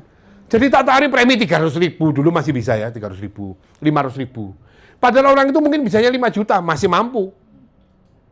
Nah itu loh. Nah ini saya mau ngingetin, jangan ngulangi kesalahan itu. Ya, jual. Kemudian Anda mesti tahu kekuatan dan kelemahan Anda. Lalu fokus pada kelebihan Anda. Nggak usah fokus gimana ningkatin kelemahan supaya memperbaiki, enggak. Selama nggak parah-parah banget. Apa kelemahanmu? Nggak bisa baca. Nggak mungkin. Nggak mungkin jadi agen nggak bisa baca. Nggak mungkin, ya kan? Nggak bisa, kelemahanmu apa? Nggak bisa nulis. Nggak bisa ngomong. Nggak mungkin ya, selama nggak parah-parah banget nggak apa-apa. Apa kelemahanmu? Nggak bisa ngitung, nggak apa-apa. Orang yang nggak bisa ngitung, biasanya interpersonal skill-nya itu bagus. Biasanya. Orang yang pintar ngitung, biasanya seneng sendiri. Contohnya aku. Loh, saya itu aslinya seneng sendiri. Cuma kalau dikerjain saya sendiri, ya nggak bisa dong. Jadi belajar. Tapi ada orang yang nature-nya itu memang cepat bergaul sama orang. Ada orang-orang kayak gitu. Jadi ketika dia datang itu, langsung akrab gini. Saya nggak bisa. Kecuali sama temen udah deket gitu ya. Tapi sama orang baru nggak bisa. Anak saya 2 ya. Yang nomor 1, wah itu dia gerapia. Serawung ya. Wah bingung, serawung, sarung. Bukan, serawung. Jadi dia misalkan lagi di rumah sakit berobat, nunggu obat di apotek. Orang itu dia sini kan ada banyak kursi, dia deketin yang ada orangnya. Sakit apa ibu? Dokternya siapa? Loh, oh itu. Tapi yang nomor 1, yang nomor 2 sebaliknya, diem, gak diajak omong meneng. Nah dia ketika nyaman dengan lingkungan, baru dia ini. Sekarang mereka belum kerja, tapi ketika mereka nanti kerja, ya harus menyesuaikan. Ya, harusnya. Nah, jadi teman-teman nggak apa-apa kalau nggak ngitung aja. Wong kita kalau bikin provos juga. Tapi yang penting bisa ngitung komisi, biar nggak salah. Ya, jadi nggak apa-apa, ya. Jadi saya tuh kelebihan saya di mana? Saya tuh analitik. Nah, analis. Kelemahan saya tadi, gimana? Nggak terlalu bisa. Maka saya cari klien dokter. Dokter nggak bisa. Ada gini, nggak bisa. Nggak iso, nggak payu dong. Ngopo kuwi ngono ya. Nggak bisa. Jadi percaya teman-teman ya. Orang itu menarik orang yang sama dengan dia. Loh, itu aneh loh, tapi bener loh ternyata. Jadi gini, jadi dulu itu pernah ada acara di Jogja ngumpulin klien. Kan agen menyambut tamu kan, klien-klien. Saya amati ya, klien-klien saya ternyata tuh mirip kayak saya. Bener loh. Santai, enggak yang glamor enggak. Tapi ada kliennya teman saya, dia tuh rapi banget. Ya kliennya rapi-rapi kayak gitu. Yo, ceket meneh tuh. Tuh.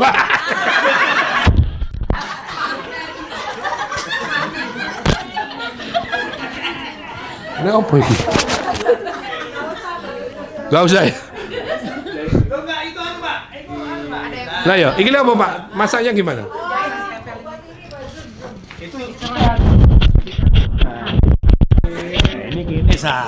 Iya. Itu untuk ini, enggak buke. Ini kayak sing kretek-kretek ya, krek-krek gitu ya.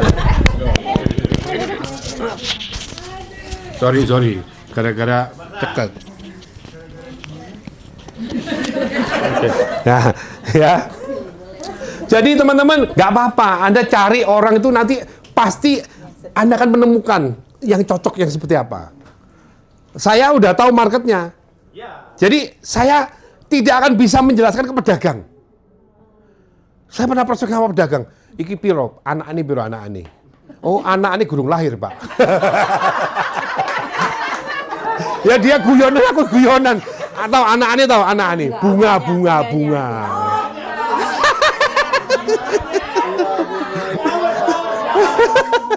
Ya, anak ini belum lahir, Pak. Loh kok bisa belum lahir? Aku yang gurung melok, aku yang gurung lahir. Tapi saya nggak bisa, ketemu pedagang nggak bisa. Lebih sulit gitu ya. Jadi saya tahu, aku itu cocoknya ngomong sama akademisi, dokter, itu cocok. Bahasanya itu cepet nyambung gitu loh. Sama orang yang ngitung. Ada satu klien saya, sebelum jadi klien tuh dia di prospek istri saya. Istri saya tuh orangnya cenderung ke I. Ngitung itu nggak terlalu. Ya, pokoknya dulu angka itu langsung gelap. Gelap. Dia kalau mau tidur baca buku yang biru. Itu angka tok soalnya ya. Begitu baca, gelap. Ya. Jadi dia prospek satu orang yang suka angka. Bingung dia. Ini gimana? Cerita sama saya. Oke, ini bagian saya. Nah, beliaunya cerita, ini harus langsung nangkep. Langsung tak buatan hitungan present value segala macam. Ini maksudku. Wes jadi klien saya. Terus, lalu dia ngasih referensi banyak banget. Ya, cocok ngomongnya. Jadi teman-teman, pahami diri Anda. Kelebihannya apa gitu ya. Kalau Anda analitik ya, nanti Anda akan ketemu orang yang kayak gitu. Cari marketnya seperti itu. Kalau yang tadi, gini yang apa, merak gitu ya. Gitu ya. Pikok-pikok gitu ya. Anda mungkin cocok ketemu artis. Artisnya gini-gini ya. Orang-orang gitu. Nah, saya nggak cocok di situ proses gitu. Jadi masing-masing orang itu udah dikaruniai ya. Masing-masing punya keunikan. Nah, jadi teman-teman harus tahu keunikan teman-teman. Anda jangan nyontoh saya. Misalkan saya udah jelaskan konsep nanti. Anda jangan nyontoh saya caranya. Ngomongnya harus sesuai dengan teman-teman. Kalau Anda nyontoh saya, nggak bisa. Nah, nggak crispy ya toh. Crispy godoknya lah enak ya. Ya. Nah, lalu berikutnya selalu ngucap syukur apapun kondisi kita. Kita tuh kadang ngelihat apa yang kita nggak punya. Kita tuh kadang ngelihat sesuatu yang aku susah. Padahal banyak hal yang lain loh yang kita bisa syukuri kan. Jadi bersyukur itu membuat Anda lebih kuat. Kalau Anda mengeluh, membuat Anda makin lemah. Jadi walaupun kondisi Anda sekarang itu banyak tantangan, tetap bersyukur. Kenapa? Masih banyak hal yang lain. Kemarin saya ketemu klien lama ya. Beliau sekarang umurnya udah 76. Itu dia ngomong bagus banget loh. Dia seorang dokter. Saya sekarang udah tua, ini nggak kayak dulu lagi. Sekarang banyak batasi makanan, nggak boleh. Tapi nggak apa-apa, saya tetap bersyukur. Karena apa? Ya saya paling dilarang makan 10 macam makanan. Tapi kan masih banyak ribuan makanan yang bisa saya makan. Itu bagus banget loh. Ya, klien saya tuh ngomong gitu. Itu ya benar ini. Kita banyak kali lupa. Oh, aku nggak boleh makan durian lagi. Oh, nggak boleh makan ini. Aduh, waduh, gimana? Padahal banyak buah yang lain kan? Nangkap ya maksudnya ya? Nah, itu poinnya. Jadi bersyukur ya teman-teman. Harus bersyukur dan berserah. Anda melakukan yang terbaik, Anda berdoa sesuai keyakinan Anda masing-masing. Ya, nangkap ya? Oke, next, yuk. Nah, itu tadi background saya ya, sama plus macam-macamnya. Sekarang saya mau cerita agak serius nih, agak serius. Tadi loh, tadi itu kan cuma ceritamu gitu, gini. Loh, ini serius, ini serius. Ya. Wah, bukan timah. Preambul. Ya. Tadi itu Anda dengerin tanpa berpikir. Nah, go gitu. Sekarang lebih berpikir ya. Yuk, next. Nah, jadi ini teman-teman. Oh ya, oke. Jadi tantangan dan peluang. Ya ini nggak apa-apa, nggak usah dibaca. Nanti tak kasih ini sudah ada di sini kok, Mbak Lista. Ya, ini saya cuma mau nunjukin sedikit hasilnya. Jadi, waduh, sorry. Mas, sorry mas. Oh, nggak bunyi nanti. Oh, dikerah. Oh ya, kerah. Maaf Pak ya. Oh ya. Aduh. Ya, thank you. Ya, jadi ini peluang dan tantangan di industri asuransi. Kalau kita itu misalkan punya market. Kemarin saya baru dari Pru MDRT di Bangkok. Pru itu sekarang yang Asia ya, Pru Asia, itu ada di Asia dan di Afrika. Wong Afrika gede-gede teman. Ya. Orangnya kayaknya iki sok dodolasan. Oh, tapi ternyata berprestasi loh. Orang Vietnam, mama biasa polos. Oh, tapi berprestasi. Orang Singapura, wah ini oke dari Singapura ya. Jadi macam-macam tipe agen ada di situ. Ya. Nah, Indonesia itu marketnya relatif jauh lebih luas dibandingkan Malaysia, Singapura, dan Afrika mungkin luas banget karena belum tersentuh banyak. Tapi Indonesia ini gede banget. Ya, insurance-nya. Nah, rekan-rekan, data ini ya, ini ada tentang literasi sama inklusi, ya.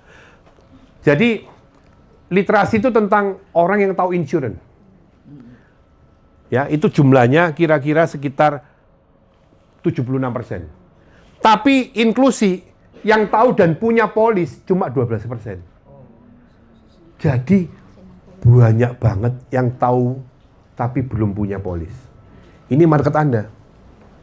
Apalagi yang belum tahu, lebih banyak lagi ya. Nah, ini pertama. Kedua, next. Nah, ini penetrasinya artinya dibandingkan antara premi asuransi dengan gross domestic product, pendapatan nasional. Itu cuma 2%. Jadi rekan-rekan masih bisa lebih besar lagi. Kenapa? Kalau negara lain Anda lihat ya, Malaysia itu 4,8, Singapura 11, kita cuma 2. Ya. Padahal kita itu kan growing kan pasti kan. Kita punya banyak, ya katanya bonus demografi. Ya, yang usia produktif itu banyak. Usia produktif itu butuh insurance. Jadi marketnya itu yang ingin dikatakan melalui riset sederhana ini adalah marketnya kita tuh banyak banget, besar banget. Kalau kita ngomong market untuk produk syariah paling besar di Asia, di Pru Asia, gede banget. Jadi ini terbuka, tinggal ya banyak perusahaan, it's okay. Tapi banyak perusahaan itu artinya apa? Mereka melihat bahwa ada banyak peluang, maka banyak perusahaan datang ke sini.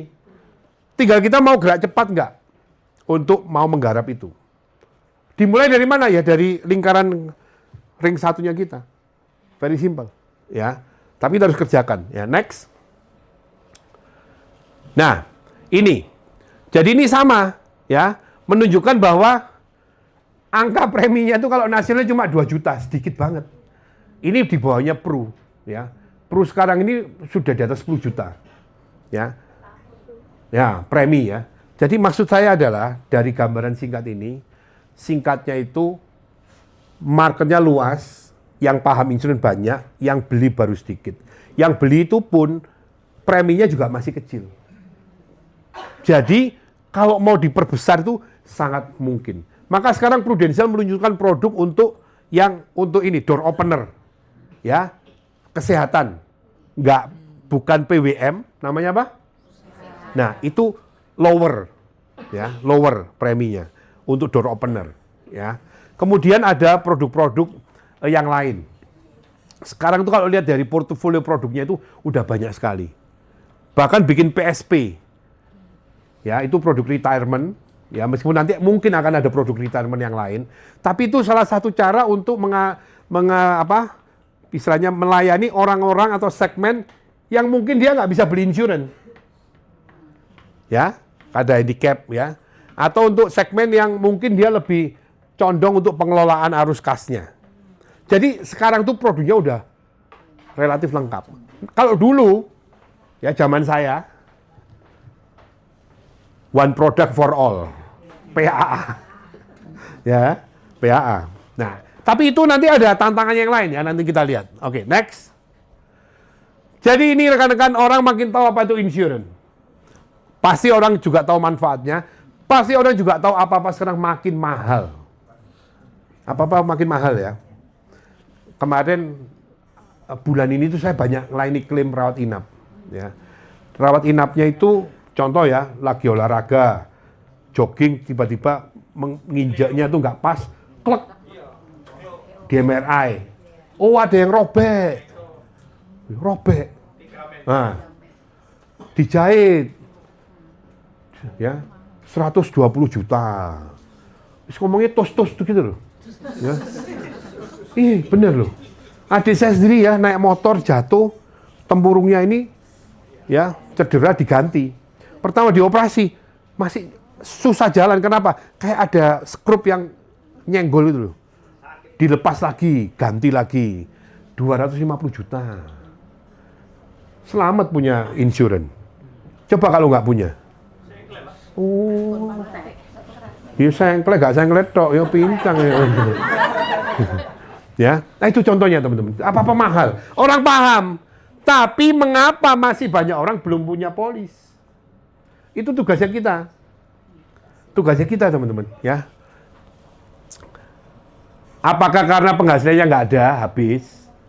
Apakah pengaruh publikasi negatif, ya? Apakah belum ada tenaga pemasar yang dipercaya? Atau belum datang ya. Jadi ini rekan-rekan semua kita lihat. Pertanyaannya ini kita bisa lihat sebagai ancaman atau peluang. Tergantung kita ngelihatnya. Ya, tapi yang pasti ini peluang. Tapi banyak yang gagal ya Pak, nggak bisa jual. Loh, tapi yang berhasil juga banyak. Kita lihatnya yang berhasil. Ya.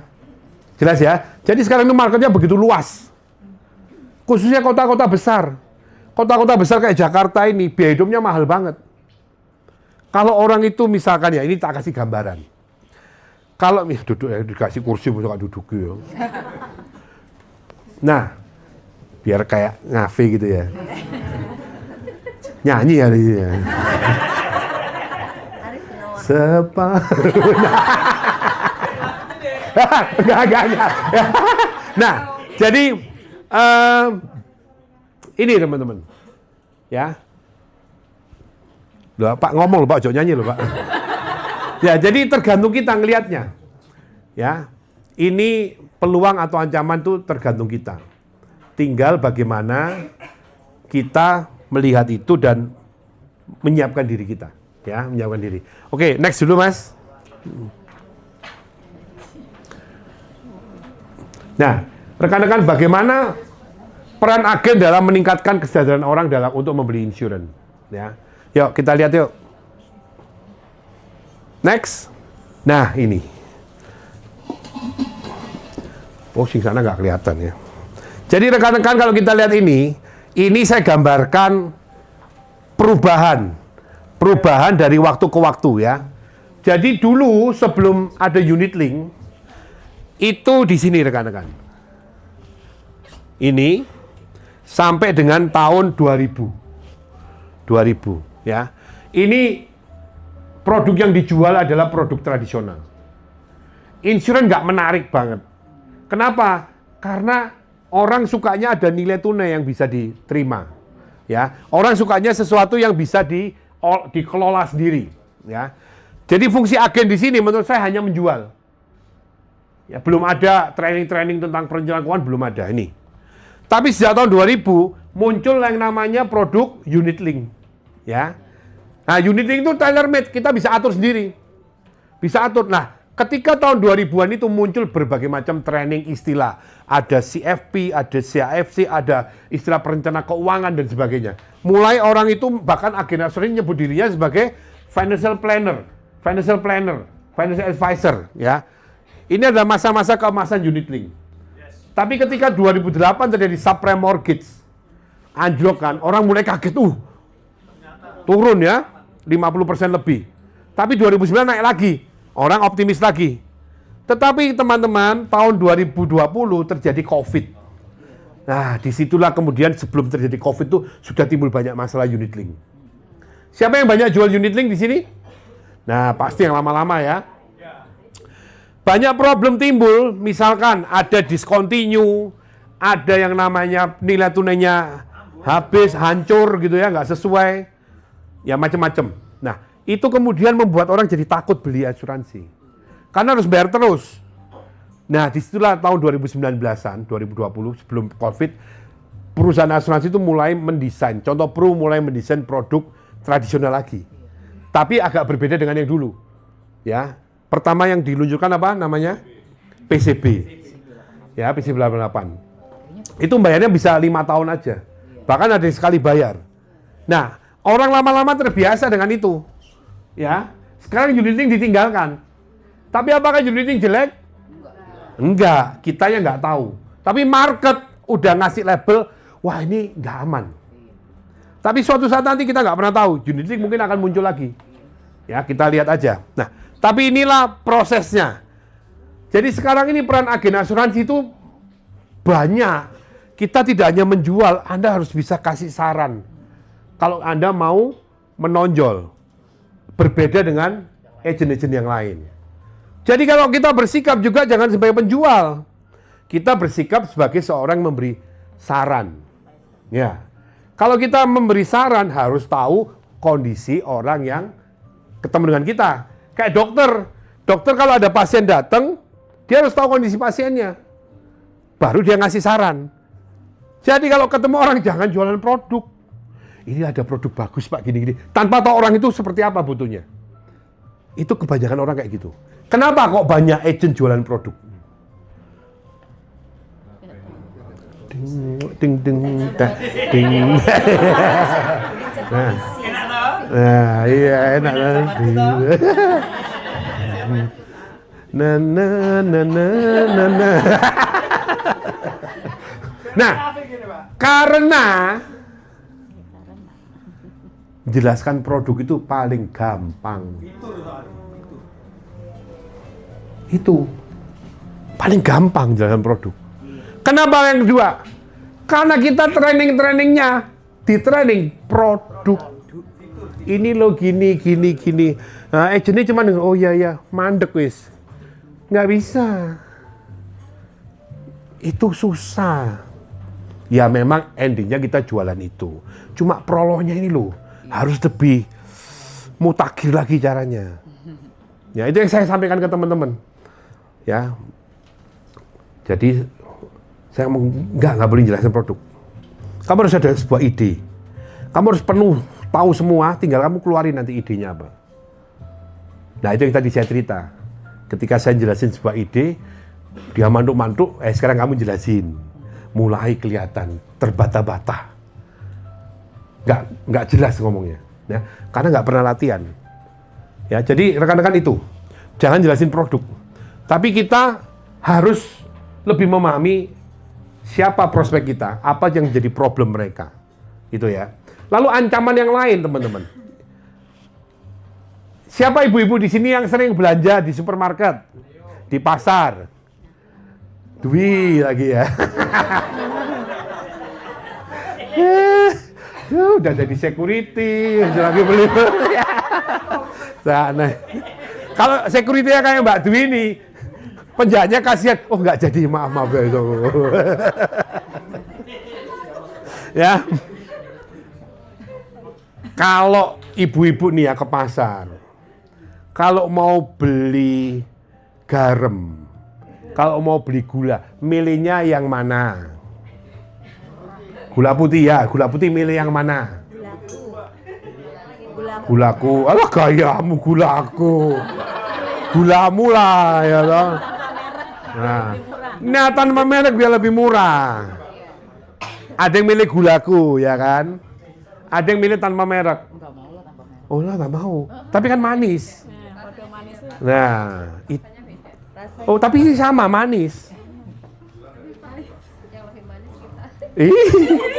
Jadi inilah yang disebut komoditas. Contoh batu bara, ya sama batu bara, garam, gula, insurance itu bisa jadi komoditas. Nah, kenapa? Kamu apa manfaatnya? Meninggal dunia, Pak. Sampai umur berapa? 120 tahun.